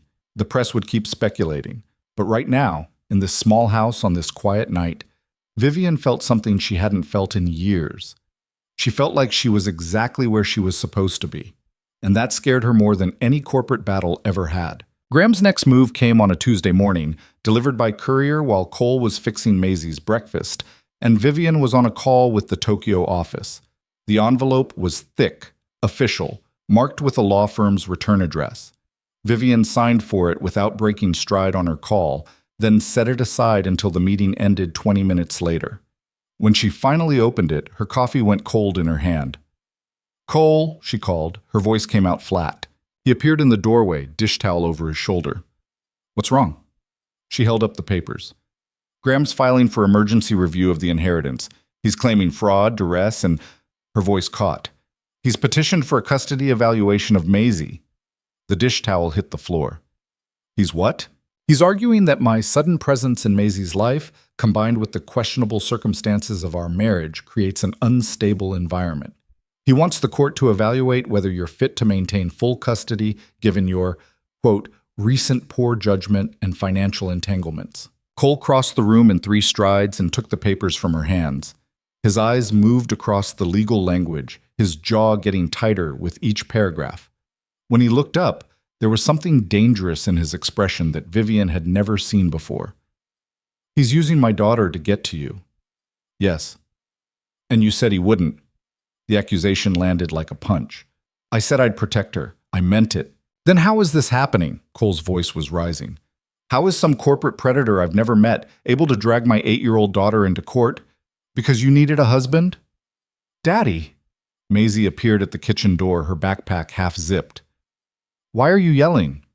Cole's expression shifted instantly, the anger smoothing into something gentler. "Sorry, sweetheart. I'm not mad at you. Just got some frustrating news about work." "Is it because of Miss Vivian?" The question was innocent, but it cut. Because yes, it was because of Vivian. All of this was because of Vivian. It's complicated, honey, Cole said. Go grab your lunchbox. Bus will be here in 10 minutes. Maisie looked between them, her small face worried, then retreated upstairs. Cole waited until he heard her bedroom door close before turning back to Vivian. I want the truth. Can he actually do this? Can he take her from me? No, not if we handle it right. Vivian's mind was already racing through scenarios, countermoves, legal strategies. The petition is aggressive, but it's weak. You're a good father. There's no evidence of neglect or harm. Any judge will see this for what it is, harassment.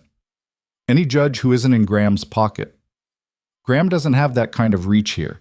This isn't Manhattan. The local family court won't be impressed by his lawyers or his money. You better be right. Cole's hands were shaking slightly. Because if he takes Maisie, if he hurts her to hurt you, he won't. I won't let him. Vivian stood. I'm calling my lawyers. We'll file a response, get this dismissed, and then we're going on the offensive. Graham wants a war? He's got one. She spent the rest of the morning on the phone, her voice sharp and cold as she marshaled her legal team. File motion to dismiss. Gather character witnesses. Document Cole's exemplary parenting. Expose Graham's petition for the vindictive harassment it was. By noon, she had a plan. By 2, her lawyers were executing it. But the damage was done. Cole barely spoke to her for the rest of the day. He went to pick up Maisie from school, came back, made dinner in silence. Maisie chattered about her day. They were learning about fractions. Emma had brought cookies for everyone's birthday, but the tension between the adults was thick enough that even she noticed. Are you and Daddy fighting? She asked Vivian while Cole was in the kitchen. No, sweetheart, we're just dealing with some grown-up stuff.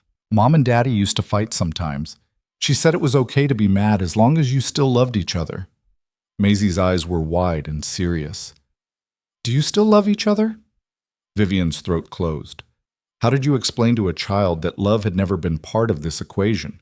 That she and Cole were business partners at best, strangers playing house at worst? Your dad and I care about each other very much, she said carefully, and we both care about you. That's what matters.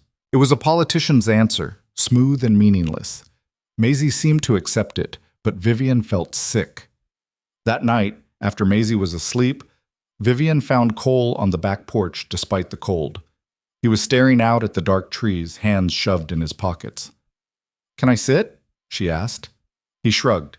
Not quite permission, but not refusal either. Vivian sat. For a long moment, neither spoke. The silence was heavy with everything they weren't saying. I'm sorry, Vivian said finally. You were right. I promised I'd keep Maisie safe, and now she's being dragged into court. I failed. Yeah, you did. The words hurt, but Vivian didn't flinch. I'm going to fix it. How? By throwing more lawyers at it? By making this into a bigger spectacle? Cole turned to look at her. You don't get it, Vivian. This isn't about winning or losing some corporate battle. This is about my daughter's sense of safety, her trust that the adults in her life will protect her. And right now, I've brought someone into her life who's putting her in danger. That's not fair, isn't it? You came here with a problem and I agreed to help solve it. But Maisie didn't agree to anything. She's just a kid who got attached to you because that's what kids do. And now she's paying the price. I never wanted to hurt her. I know, but you are. Not on purpose, but it doesn't matter. The result is the same. Cole's voice cracked. Sarah made me promise before she died. She made me promise I'd put Maisie first, always, no matter what. And I feel like I'm breaking that promise every day you're here. Vivian felt tears prick her eyes. She forced them back. Do you want me to leave? I don't know. He sounded exhausted. Leaving now would just confirm Graham's claims that the marriage is a fraud. Staying means more risk, more danger. There's no good choice. Then we fight. We show the court that Maisie is safe, that you're an excellent father, that Graham's petition is baseless. Vivian paused. And I'll be more careful. I'll maintain more distance from her. Let you handle the parenting without my interference. That's not what I want either, Cole rubbed his face. You've been good with her, better than I expected. She lights up when you're around. Pulling back now would hurt her just as much. So what do you want, Cole? I want this to be simple. I want to protect my daughter without hurting her. He stopped. I want things I can't have. The weight of his words hung between them. Vivian wanted to ask what he meant, but she was afraid of the answer. Afraid he wanted her gone. afraid he wanted her to stay, afraid of the growing feeling in her own chest that this had stopped being about saving her company and started being about something much more complicated. "The custody evaluation is scheduled for next week," she said quietly. "A social worker will come to the house, interview you and Maisie, assess the home environment. We need to be ready." How do you get ready for someone judging whether you're fit to raise your own child? You be yourself. You're a good father, Cole. Anyone who spends 5 minutes with you and Maisie can see that. And what about you? They'll interview you too. Ask about our marriage, how we met, why we got married so fast. I'll tell them the truth, that we met during difficult circumstances, that we connected, that we decided to build a life together. Vivian met his eyes. I'll make them believe it. That's the problem, isn't it? You're so good at making people believe things that aren't true. The accusation stung worse than any of Graham's legal maneuvers. You think I'm lying about everything? I think you're a survivor. You know how to say what people want to hear, how to present the version of yourself that serves your purposes. It's what makes you good at business. But it makes me wonder if I know who you really are. You know more than most people. The admission came out raw. I don't let many people see past the armor. Why let me? Because you never asked me to perform. You just... Vivian struggled for words. You just let me be here. Mess up dinner, not know how to talk to kids, be bad at small-town fundraisers. You didn't need me to be Vivian Cross, corporate powerhouse. You just needed me to be a person. Cole was quiet for a long moment. I'm still angry. At Graham for doing this. At you for bringing it into our lives. At myself for not seeing it coming. That's fair. But I don't want you to leave. Vivian's breath caught. You don't? No. Which makes me an idiot, probably. Cole stood. It's cold. Come inside before you freeze. The social worker arrived the following Tuesday at exactly 9 a.m. Her name was Patricia Chen, a middle-aged woman with kind eyes and a clipboard that looked like it had survived multiple natural disasters. She shook hands with Cole and Vivian, accepted the offer of coffee, and settled at the kitchen table with the air of someone who had done this 1,000 times. I want to be clear about the purpose of this visit, Patricia said. This isn't an adversarial process. I'm here to assess Maisie's living situation and ensure she's in a safe, stable environment. Mr. Cross has raised some concerns, and my job is to investigate those concerns objectively. We understand, Vivian said. Good. I'd like to start by talking to each of you separately, then speak with Maisie, and finally do a walkthrough of the home. Does that work? Cole nodded. Vivian could see the tension in his shoulders, the careful control of his expression. He was terrified, and doing everything he could to hide it. Patricia interviewed Cole first, behind the closed door of his office. Vivian sat in the living room, ostensibly reviewing emails on her laptop, but actually straining to hear any hint of how it was going. The murmur of voices was too low to make out words. 45 minutes later, Cole emerged looking drained. Your turn, he said quietly. Patricia's questions were thorough and pointed. How did you meet Cole? When did the relationship become serious? Why the quick marriage? How has Maisie responded to your presence? What's your typical day look like? How do you handle discipline? What's your long-term plan? Vivian answered carefully, sticking as close to truth as possible while maintaining the fiction of a real marriage. She described their first meeting during the storm, the connection they'd felt, the practical reasons for moving quickly. She talked about Maisie with genuine warmth, her intelligence, her resilience, her capacity for joy despite loss. Maisie has mentioned that you're very busy with work, Patricia said. Does that create tension in the household? Sometimes. I'm learning to balance my career with family responsibilities. It's an adjustment. And Cole? How does he feel about your work demands? He's supportive. He understands that my job is important to me, just like his work is important to him. We're figuring out how to make it work together. Patricia made a note. Mr. Cross's petition suggests that your marriage may not be genuine, that it was entered into for financial reasons related to your inheritance. How do you respond to that allegation? Vivian looked Patricia directly in the eyes. My uncle is a vindictive man who's angry that I inherited control of the family company instead of him. He's using every tool at his disposal to undermine me, including attacking my personal life and dragging an innocent child into his vendetta. Cole and I got married because we wanted to. The timing may have been influenced by external factors, But the decision was ours. That's not quite an answer. Yes, there was an inheritance clause that required me to be married. Yes, that created urgency. But I could have married anyone. I chose Cole because I trusted him, because I saw what kind of man he was, what kind of father he was, and I knew he would never use someone else's vulnerability against them. Vivian's voice was steady, but there was steel underneath. My uncle is doing exactly what Cole would never do. He's weaponizing a child to win a corporate battle, and I'll fight him with everything I have to make sure it doesn't work. Patricia studied her for a long moment. You care about Maisie? Yes, very much. And Cole? The question landed differently, harder. Yes, Vivian said quietly. I care about Cole too. Enough to stay? After the inheritance situation is resolved. Vivian opened her mouth to give the careful, non-committal answer she'd prepared, but something in Patricia's expression stopped her. This woman had probably heard every variation of parental lies and half-truths. She would spot a performance immediately. I don't know, Vivian said honestly. I came here planning to stay exactly as long as legally necessary and then return to my old life. But things have gotten complicated. She paused. I'm not the same person I was when I knocked on Cole's door 3 weeks ago. Patricia made another note. Thank you for your honesty. The interview with Maisie was brief. Patricia spoke with her in the living room while Cole and Vivian waited in the kitchen, trying not to obviously eavesdrop. They could hear Maisie's cheerful voice, the social worker's gentle questions, laughter at one point.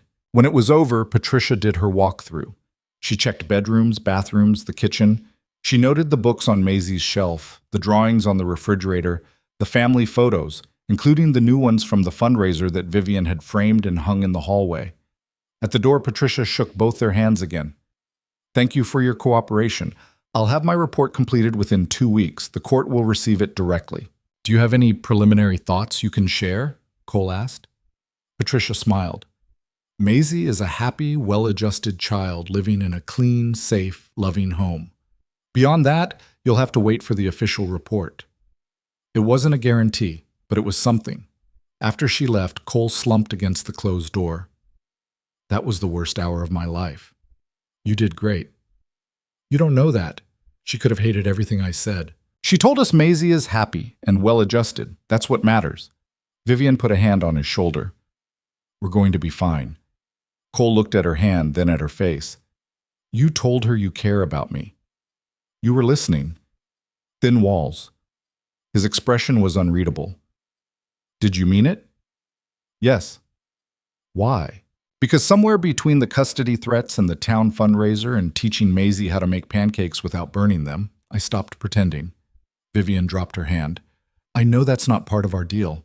I know I was supposed to stay detached and professional, but I failed at that too. Cole pushed off from the door and crossed to her. He stopped close enough that Vivian could see the gold flecks in his brown eyes, could smell the soap he used, could count the small scar on his jaw. I'm glad you failed, he said quietly. Then he kissed her. It wasn't gentle or tentative. It was desperate and real, and 3 weeks of tension finally breaking. Vivian's hands came up to his chest, fingers curling into his shirt, and she kissed him back with an intensity that surprised them both. When they broke apart, both breathing hard, Cole rested his forehead against hers. That was stupid, he said. Completely. We agreed this was business. We did. And we both know this ends eventually. Yes. So we should stop. Keep our distance. Make this easier on everyone. Vivian looked up at him. Is that what you want? No. His hands were still on her waist, solid and warm. But I don't trust what I want anymore. Being around you makes me forget that this is temporary. Makes me start imagining things that can't happen. What kind of things? Things like you staying, like Maisie having a mother again, like building an actual life instead of just performing one. Cole's voice was rough. Things that'll destroy me when they don't come true. What if I want them too? Do you? Or do you just like the idea of them? It was the question Vivian had been avoiding, because the truth was complicated and scary and would change everything. I don't know, she admitted. My whole life has been about the company. About proving I could do what my father didn't think I could. About winning. I've never had room for anything else. And now?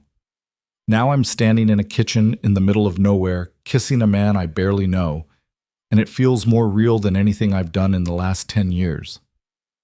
Vivian stepped back, needing space to think. But that doesn't mean I know what to do about it, Cole nodded slowly. Then we table this, focus on getting through the custody evaluation, dealing with Graham, making sure Maisie's protected. Everything else can wait. Can it? It has to. He was right, and Vivian knew it, but the kiss had changed something between them. They couldn't go back to careful distance now. The performance had become real, and there was no undoing that. The next week passed intense waiting. Vivian threw herself into work, managing the company remotely while monitoring Graham's movements. He was getting bolder, making public statements questioning her judgment, suggesting to business press that her impulsive marriage demonstrated instability. The board scheduled an emergency meeting. Vivian had no choice but to attend in person. I have to go to New York, she told Cole on Thursday night. Board meeting Monday. I'll be gone 3 days, maybe 4.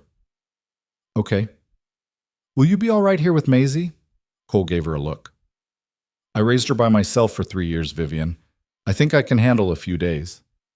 Right, sorry, She didn't know how to finish that sentence. You're nervous about the meeting. Graham will be there. He'll use every second of it to undermine me, to make the board question whether I'm fit to lead. So prove him wrong. You're good at that. Vivian smiled despite herself.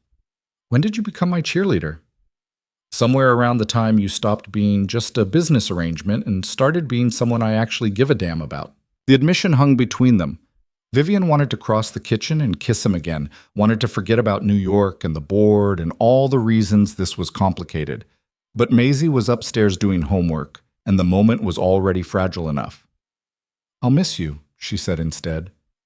We'll miss you too. The flight to New York felt like traveling backward in time. Vivian's assistant Rachel met her at the apartment, the penthouse that suddenly felt too big and too cold and nothing like home. You look different, Rachel said, studying her. Different how? Softer. Less, I don't know. Less like you're about to fire someone at any second. Rachel handed over a briefing folder. The board's nervous. Graham's been working them, suggesting that your judgment is compromised. 3 members are wavering on a confidence vote. Which 3? Morrison, Chen, and Reynolds. All old guard. All loyal to her father's generation. Vivian had expected this. Set up individual meetings with each of them before the board session. I'll remind them why they backed me in the first place. And if that doesn't work, it'll work. It has to. The weekend was a blur of preparation. Vivian met with lawyers, reviewed financials, rehearsed responses to every possible attack Graham might launch. She called Cole twice. Brief conversations where Maisie chattered about her weekend and Cole reported that everything was fine. The house was standing, no catastrophes. I miss the chaos, Vivian admitted on the second call. The chaos misses you too, Cole said. Maisie keeps asking when you're coming home. Home. The word settled in Vivian's chest like something warm and permanent. Monday morning arrived with rain and gray skies that matched Vivian's mood. She dressed in her armor, a sharp black suit, heels that added 3 inches, minimal jewelry. The version of herself that commanded boardrooms and intimidated competitors. The Cross Industries building felt foreign now. She'd spent 15 years working in this tower, climbing its ranks, proving herself floor by floor. Now it felt like visiting a museum of someone else's life. The board meeting was scheduled for 10. Vivian arrived early, claimed her seat at the head of the table, and waited. Board members trickled in, some offering congratulations on her marriage, some carefully neutral, some openly skeptical. Graham arrived exactly at 10, flanked by his lawyers. He looked confident, well-rested, like a man who knew he was about to win. Vivian, he said warmly, so glad you could join us. I know you've been busy with your new domestic situation. Let's begin, Vivian said, ignoring the jab. The meeting started with standard business, quarterly reports, development updates, nothing controversial. Then Morrison, one of the wavering votes, cleared his throat. I think we need to address the elephant in the room. Vivian's recent marriage and the questions it raises about her judgment and priorities. I agree, Graham said smoothly. While I'm happy for my niece's personal happiness, the timing and circumstances of her marriage to Mr. Bennett raise legitimate concerns. She met this man mere weeks ago, married him in the middle of a blizzard, and is now relocated to a rural area 2 hours from company headquarters. This hardly suggests the kind of focus and stability we need in leadership. My marriage is personal, Vivian said calmly. It has no bearing on my ability to run this company, doesn't it?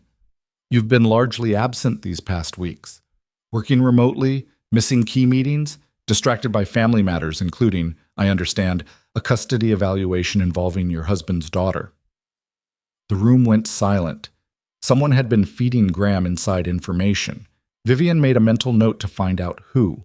The custody evaluation is a formality being pushed by someone with a vindictive agenda, Vivian said, looking directly at Graham. It will conclude, as any objective assessment would, that there are no concerns. As for my work, I've been fully engaged despite being remote. Our quarterly numbers speak for themselves. The numbers are fine, Chen interjected. But Graham has a point about stability. Your father valued consistency, predictability. This marriage seems neither of those things. My father valued winning, Vivian said sharply. He valued someone who could make hard decisions under pressure. I met his impossible marriage requirement in the middle of a snowstorm with 12 hours to spare. That's not instability, that's adaptability. Or desperation, Graham suggested. Call it what you want. I saved this company from falling into your hands, which is exactly what my father intended when he wrote that clause. He knew you'd challenge it. He knew you'd fight. And he trusted that I'd be strong enough to win. Victor wanted stability. Victor wanted someone who wouldn't roll over and die when things got hard. Vivian's voice cracked through the room. He spent his whole life building this company from nothing. And yes, he had outdated ideas about marriage and legacy and who should lead. But he knew that I understood what cross-industries actually means. It's not just profit margins and development projects. It's 5,000 families depending on steady paychecks. It's communities we've invested in, buildings we've brought back from decay, neighborhoods we've helped stabilize. She stood, commanding the room's attention. Graham wants control because he thinks he deserves it, because he spent 30 years resenting his brother's success and now sees a chance to prove he was always the better choice. But you all know what he'd do with this company. He'd gut it, sell the parts that don't generate immediate profit, cut the community initiatives that my father actually cared about, strip it down to pure revenue extraction, and call it good business. That's a mischaracterization, Graham started. Is it? Should we talk about your proposal 3 years ago to abandon the Harmon County development? The one you said was a waste of resources? That project has brought 200 jobs to an area that desperately needed them. Or your suggestion to cut our minority contractor program because it was, quote, too expensive to maintain standards? That program has launched 15 small businesses and created pathways for people who otherwise wouldn't have access to commercial construction opportunities. Vivian turned to the board members. I'm not perfect. I made a rushed decision about my marriage. I've been working remotely more than ideal. But I've also navigated this company through the worst crisis it's faced, my father's death and the chaos he left behind, without missing a single deadline, losing a single major contract, or compromising our values. Ask yourselves who you trust more, someone who's proven herself under impossible circumstances, or someone whose first move was to weaponize an 8-year-old child to win a corporate battle. The room was absolutely silent. Graham's face had gone red. That custody petition is about ensuring it's about hurting me by threatening an innocent child. Don't insult everyone's intelligence by pretending otherwise. Vivian sat back down. Now, if there are legitimate concerns about my leadership or the company's direction, I'm happy to address them. But if this is just about questioning my personal life to create leverage for a hostile takeover attempt, we're done here. Morrison spoke first. I have concerns about the remote work situation. Can you commit to being in the office more consistently? I can commit to being present for every critical meeting and decision. Some of that will be virtual, but I'll be here when it matters. And the marriage? If it falls apart, becomes a distraction, then I'll handle it like an adult and keep it separate from work. Just like any of you would do with your personal lives. Chen leaned forward. What Graham isn't saying, but I think we're all thinking, is this marriage real or is it a legal maneuver? Vivian met her eyes. It started as a solution to an impossible problem. It's become something more complicated than that. But whether it's real or not isn't the question you should be asking. The question is whether I can run this company effectively, and the answer is yes. The vote came 30 minutes later, 8-4 in Vivian's favor. Not a unanimous mandate, but enough to solidify her position. Graham's challenge had failed. He didn't take it well. After the board dispersed, he cornered Vivian in the hallway. "This isn't over," he said quietly. "Yes, it is. You lost. Accept it. I'm withdrawing the custody petition. Not because you've won, but because I've made my point. That marriage is a house of cards, Vivian. And when it falls, and it will fall, you'll lose everything." Is that a threat? It's a prediction. You can't sustain this performance forever. Eventually, someone will crack. My bet's on the daughter. She'll figure out that you're using her father.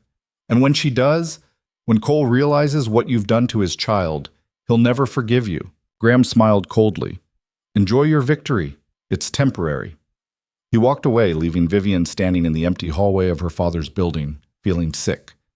Because Graham was right about one thing. This couldn't last forever. At some point, the performance would end. And when it did, someone was going to get hurt. The flight back felt longer than it should have. Vivian stared out the window at the darkness and tried to figure out what she actually wanted.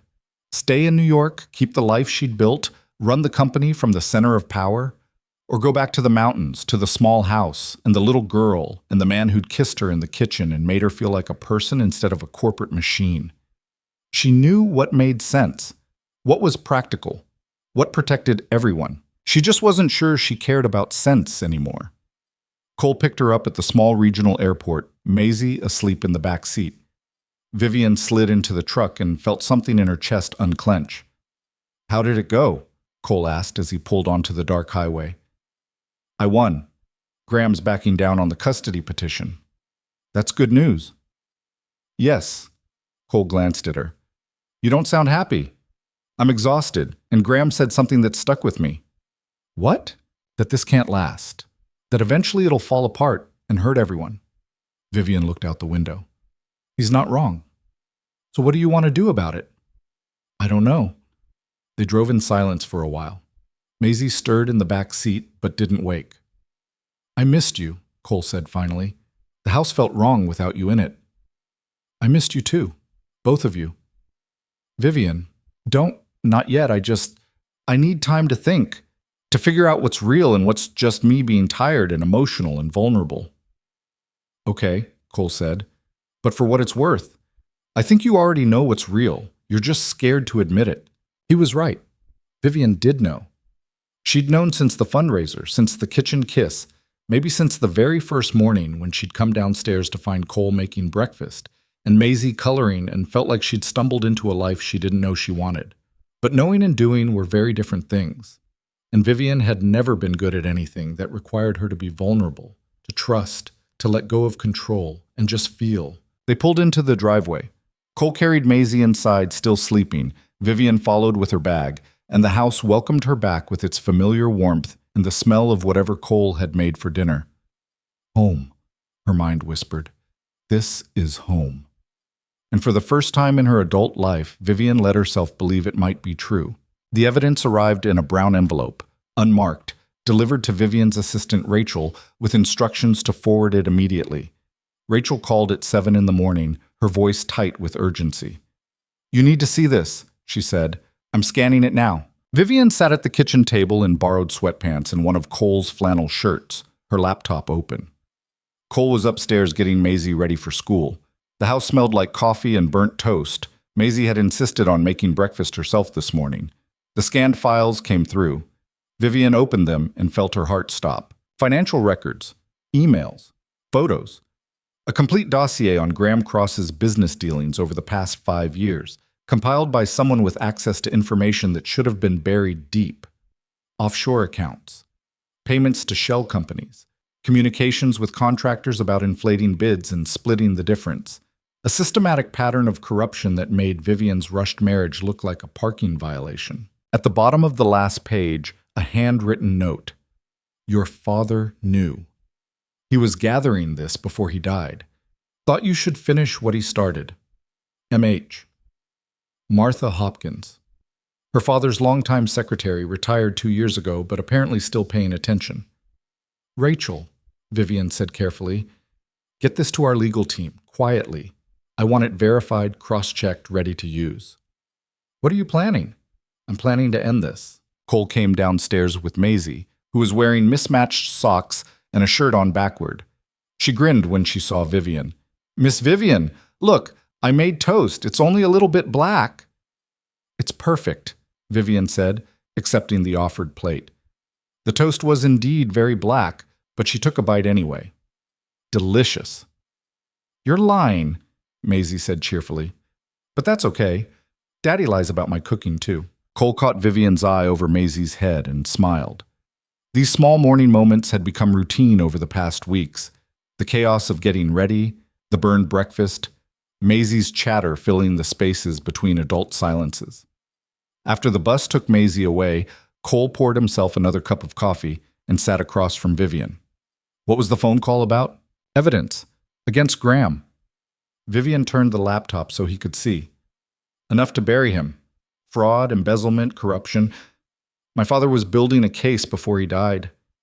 Cole scrolled through the documents, his expression darkening. This is serious. Yes. What are you going to do with it?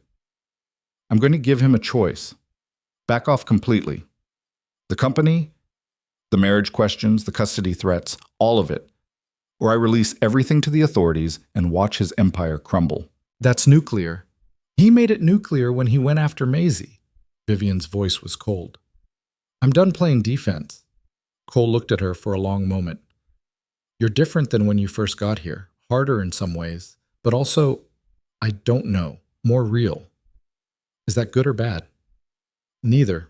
Both. Just different. He reached across the table and took her hand. Be careful, Vivian. Men like Graham don't surrender gracefully. I'm counting on it. She flew to New York that afternoon. Rachel had arranged a meeting for the next morning.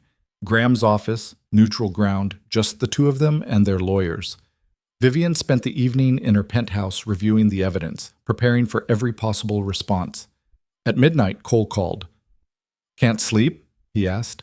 Too wired. Tomorrow's going to be intense. You're going to destroy him. I'm going to give him the chance to destroy himself gracefully. Whether he takes it is up to him. Vivian walked to the window, looking out at the Manhattan skyline. It used to feel like home. Now it just felt like a place she used to know. Cole?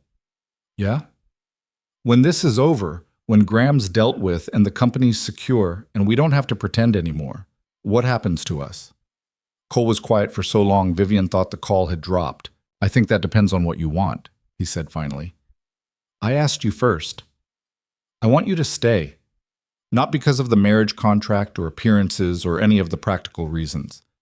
I want you to stay because Maisie lights up when you walk in the room. Because you make terrible coffee, but you try anyway. Because somewhere in the middle of this mess, I started falling for you and I don't know how to stop. Vivian's throat tightened. Cole, you don't have to answer now. Just think about it. After tomorrow, after Graham, after all the noise dies down, think about what you actually want. Not what makes sense, not what's practical. What you want. Okay, Vivian whispered. I will. Graham's office was exactly what Vivian expected. Dark wood, expensive art, floor-to-ceiling windows overlooking the city. He sat behind his desk like a king on a throne, his lawyers flanking him like courtiers. Vivian, he said, to what do I owe the pleasure? She set the folder on his desk. Open it. Graham's lawyer reached for it first, but Graham waved him off. He opened the folder himself, his expression confident. That confidence cracked as he turned pages, his face going pale, then red, then carefully blank. Where did you get this? His voice was controlled, but Vivian could hear the fear underneath. Does it matter? It's all verified, authenticated, ready to be filed with state and federal authorities. This is fabricated. It's not. And you know it's not. Vivian leaned forward. My father spent 2 years gathering this evidence. He knew what you were doing. He was going to expose you himself, but he died before he could. So I'm finishing what he started. Graham's lawyer was frantically reading through documents, his face getting more concerned by the second. What do you want? Graham asked. I want you to withdraw completely. No more challenges to the inheritance. No more press campaigns questioning my marriage. No more investigations or custody petitions or any other harassment. You disappear from my life and my company permanently. And if I refuse, then I file everything. The SEC, the IRS, the State Attorney General. You'll spend the next decade in court, and even if you manage to avoid prison, which is a big if, your reputation will be destroyed. No one in the business community will touch you. You're bluffing.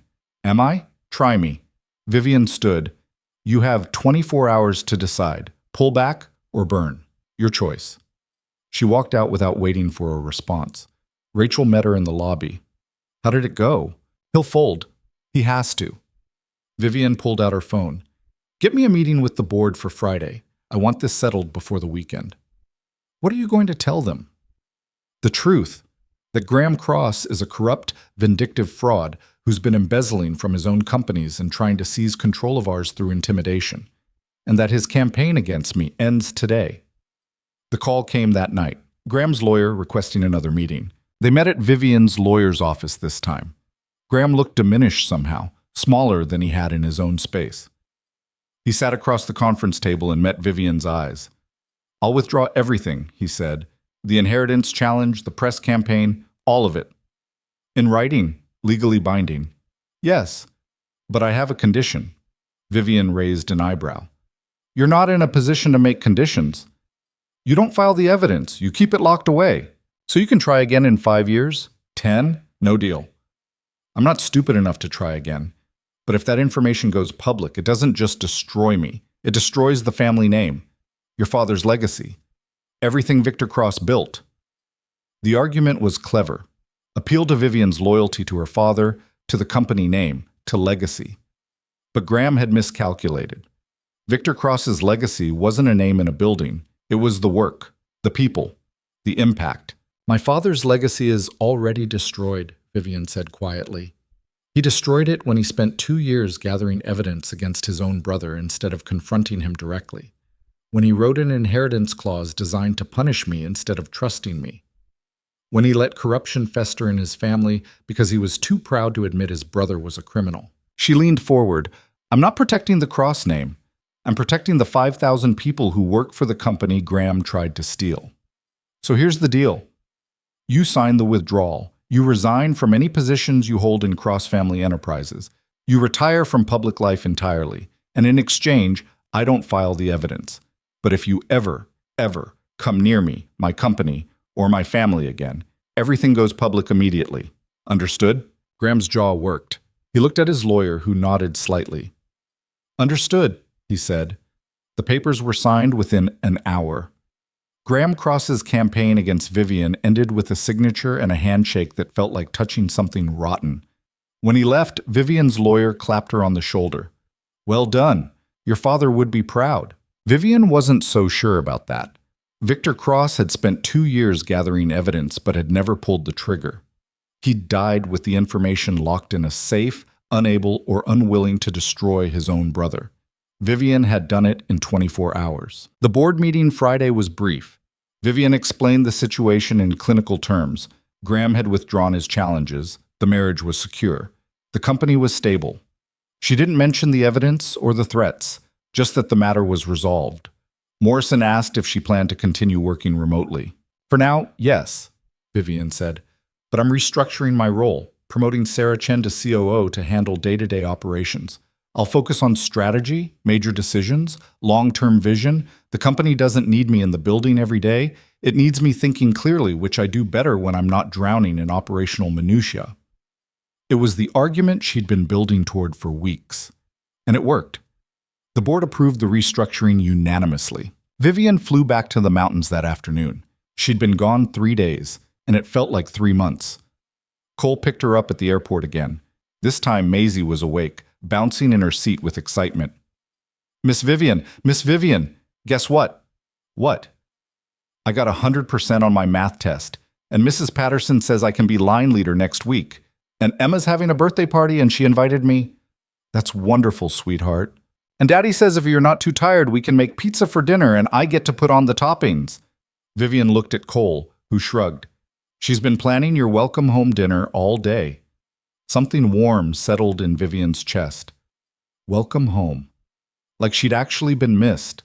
Like she actually belonged. Dinner was chaotic and perfect. Maisie put too much cheese on everything. The kitchen ended up covered in flour. They ate at the table like a real family.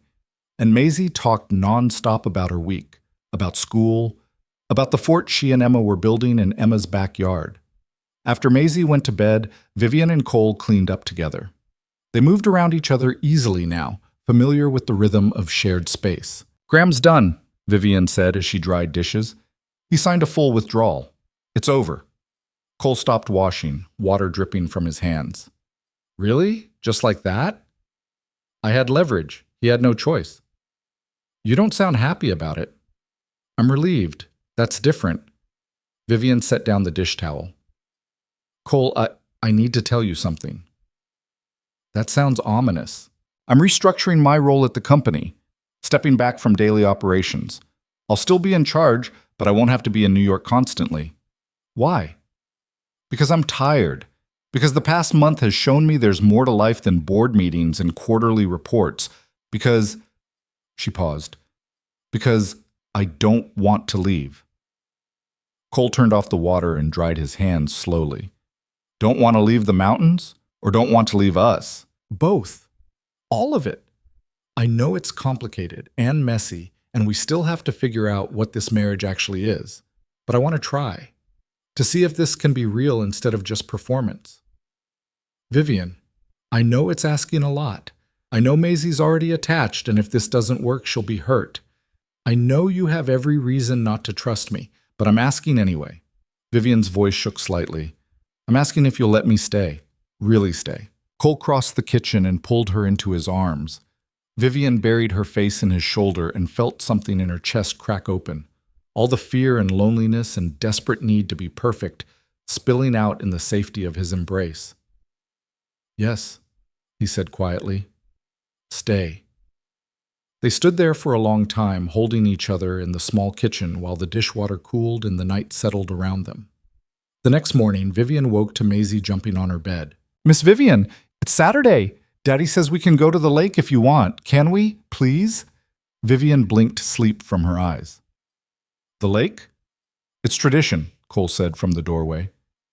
"First warm Saturday of spring, we go to the lake, pack a picnic, skip rocks, waste the whole day doing nothing." That sounds perfect. They spent the day outside, and Vivian couldn't remember the last time she'd wasted time so thoroughly. Maisie ran along the shore finding perfect skipping rocks. Cole taught Vivian the technique, angle, spin, follow through, and laughed when her rocks sank immediately. "You're overthinking it," he said. "I overthink everything." "I've noticed." He handed her another rock. "Try just feeling it instead of calculating." The rock skipped twice before sinking. Maisie cheered like Vivian had just won Olympic gold. They ate sandwiches on a blanket and watched clouds drift by. Maisie named the shapes: dragon, castle, giant ice cream cone. Cole dozed with his head on Vivian's lap. The sun was warm. The water lapped at the shore. Vivian felt something she'd never quite experienced before. Not happiness, exactly. Something quieter. Peace, maybe. The sense that in this moment, in this place, with these people, she was exactly where she needed to be. "Miss Vivian," Maisie said, lying on her stomach on the blanket, "are you going to stay forever?" "I don't know about forever, but I'm planning to stay for a very long time." "Good, because I like having you here. It feels like we're a real family now." Cole opened one eye and looked at Vivian. She looked back. There was a question in his gaze. "Are we ready for this conversation?" "We are a real family," Vivian said carefully. "Families come in all different shapes. Some people are born into them. Some people choose them. What matters is that we care about each other and we're here for each other." "So you're my mom now?" The question was so direct, so innocent, so absolutely terrifying that Vivian's breath caught. Cole sat up, alert now. Vivian struggled for words. "I'm your stepmom. That's a little different from a regular mom, but it means I care about you very much and I want to be part of your life." "But my real mom died." "Yes, and nothing changes that." Your mom loved you so much, Maisie. She'll always be your mom. I'm just someone else who loves you too. Maisie thought about this seriously. Emma has a stepmom. She says it's weird sometimes, but mostly okay. That sounds about right. Okay. Maisie went back to cloud watching, apparently satisfied. The adults were not so easily settled. That night, after Maisie was asleep, Cole and Vivian sat on the back porch with glasses of wine and heavy hearts. She's going to expect things now, Cole said. Permanence, stability, the whole picture. I know. Can you give her that? Really? I want to. I know that's not the same as a guarantee, but it's the truth. I want to build something here, with both of you. Cole was quiet for a long moment. I'm scared. Of what? Of letting myself believe this can work. Of Maisie getting even more attached. Of falling for you completely and then having you realize this life isn't enough. What if I'm scared of the same things? What if I'm terrified that I'm not good enough at this, that I'll fail at being a stepmother the same way I failed at having a real family growing up? You're not failing. I burned breakfast yesterday. I don't know the names of any of Maisie's friends' parents. I still check my work email compulsively. I'm figuring this out as I go, and half the time I feel like I'm faking it. Everyone's faking it, Vivian. That's the secret of parenting, of marriage, of life. We're all making it up and hoping we don't screw it up too badly. Vivian laughed despite herself. That's not reassuring. It's not meant to be. It's meant to be honest. Cole reached for her hand. I don't need you to be perfect. I just need you to stay, to try, to be here even when it's hard. I can do that. Then that's enough. They sat in the dark, hands clasped, and made promises they both hoped they could keep. 2 months later, Vivian stood in front of the bathroom mirror and stared at the pregnancy test in her hand. 2 pink lines, clear and unmistakable. She sat down hard on the edge of the tub. This wasn't supposed to happen. They'd been careful, mostly careful. There had been that night 3 weeks ago when Careful had gotten lost somewhere between the kitchen and the bedroom, and they'd been too caught up in each other to think about consequences. Apparently, consequences didn't need much thinking. Cole knocked on the bathroom door. You okay in there? You've been in there for 20 minutes. Vivian opened the door. Cole took one look at her face, and his expression shifted to concern. What's wrong? She handed him the test. He stared at it for a long moment. Then he sat down next to her on the tub edge. Okay. Okay? That's all you have to say? I mean, Cole rubbed his face. Are you okay? Do you want this? I don't know. I never thought about having kids. It wasn't part of my plan. Plans change. Cole, I'm 43 years old. I run a billion-dollar company. I barely know how to be a stepmother, let alone an actual mother. This is terrifying? Yes. Yeah, I get that. Cole took her hand. For what it's worth, you're good with Maisie. Better than you think. And we'd figure it out, together. What if I'm terrible at this? Then you'll be terrible at it the same way you're terrible at making coffee, with complete commitment and terrible results until you eventually get better. Despite everything, Vivian laughed. That's the worst pep talk I've ever heard. I'm working with limited material here. Cole pulled her close. Whatever you decide, I'm with you. If you want to do this, we'll do it. If you don't, I understand. This is your choice. Vivian leaned against him and tried to imagine it. Another child, a baby, starting over with all the chaos and sleepless nights and complete vulnerability that entailed. It should have been terrifying, and it was. But underneath the fear was something else, something that felt almost like hope. I want to do this, she said quietly. I'm scared out of my mind, but I want to try. Cole kissed the top of her head. Then we're doing this. Telling Maisie was both easier and harder than expected. She processed the news with the pragmatism of a 9-year-old who'd already experienced more change than most adults. So I'm getting a brother or sister? Yes, Vivian said. Will you still have time for me? Always. You're not being replaced, sweetheart. You're getting added to. Maisie thought about this. Can I help pick the name? Absolutely. And can I teach them stuff? Like how to skip rocks and make toast? Definitely. Okay, this is good then. Maisie went back to her homework, apparently satisfied. The adults stood in the doorway, marveling at the resilience of children. The pregnancy was not easy. Vivian dealt with morning sickness that lasted all day.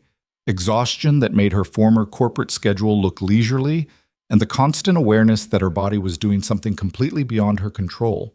She hated it, and also found it strangely grounding. Sarah Chen took over more of the operational duties at Cross Industries. Vivian worked from home, attended meetings via video, and learned to be okay with not controlling every detail. It was an adjustment, a painful, necessary adjustment. Cole took care of her with the same steady attention he brought to everything. He made her ginger tea for the nausea. He rubbed her feet when they swelled. He held her hair when she threw up and didn't make her feel weak for it. "I'm supposed to be this powerful executive," Vivian said one night after a particularly rough day, "and I can't even keep down crackers." "Power's got nothing to do with it. You're growing a human. That's harder than running a company." "I did not sign up for this." "Yeah, you did. You just didn't read the fine print." 5 months into the pregnancy, Vivian got a call from Martha Hopkins, her father's former secretary. "I wanted to check on you," Martha said. "Make sure everything worked out with the evidence I sent." "It did. Thank you. I've been meaning to ask, why now? Why wait until after my father died to give it to me?" Martha was quiet for a moment. "Because Victor made me promise not to use it while he was alive. He couldn't bring himself to destroy his brother, but he didn't want Graham to win either. So he gathered the evidence and locked it away and told me to give it to you if Graham ever came after you. He knew Graham would challenge the inheritance. He counted on it. The marriage clause wasn't just about testing you, Vivian. It was about forcing Graham to show his true colors. Victor knew his brother would do something desperate, something that would justify using the evidence. He was protecting you the only way he knew how." Vivian felt tears prick her eyes. He had a terrible way of showing he cared. He did. But he did care. In his own broken way. After the call ended, Vivian sat with that knowledge. Her father had been controlling and cold and impossible to please. But he'd also been trying, in his limited way, to protect her. It didn't excuse everything, but maybe it explained some things. Maybe that was enough. The baby came in early spring, during a rainstorm that made the winter blizzard look gentle. Cole drove like a maniac to the hospital while Vivian breathed through contractions, and Maisie sat in the back seat saying encouraging things she'd learned from a YouTube video about childbirth. "You're doing great, Miss Vivian. Just breathe. In through your nose, out through your mouth." "Maisie, sweetheart, I love you, but please stop talking." 12 hours later, Vivian held her daughter, small and red-faced and screaming, and felt her entire world reorganize itself around this tiny, helpless person. "She's perfect," Cole said, tears on his face. "She's furious," Vivian corrected. "Look at that face. She's already planning her revenge for this whole ordeal. Wonder where she gets that from." Maisie came in to meet her sister and was surprisingly gentle. She held the baby with careful concentration and declared her kind of wrinkly but okay. They named her Sarah. Sarah Grace Bennett, after Cole's first wife, with Vivian's blessing, because Sarah had been part of this family's story and her name deserved to live on.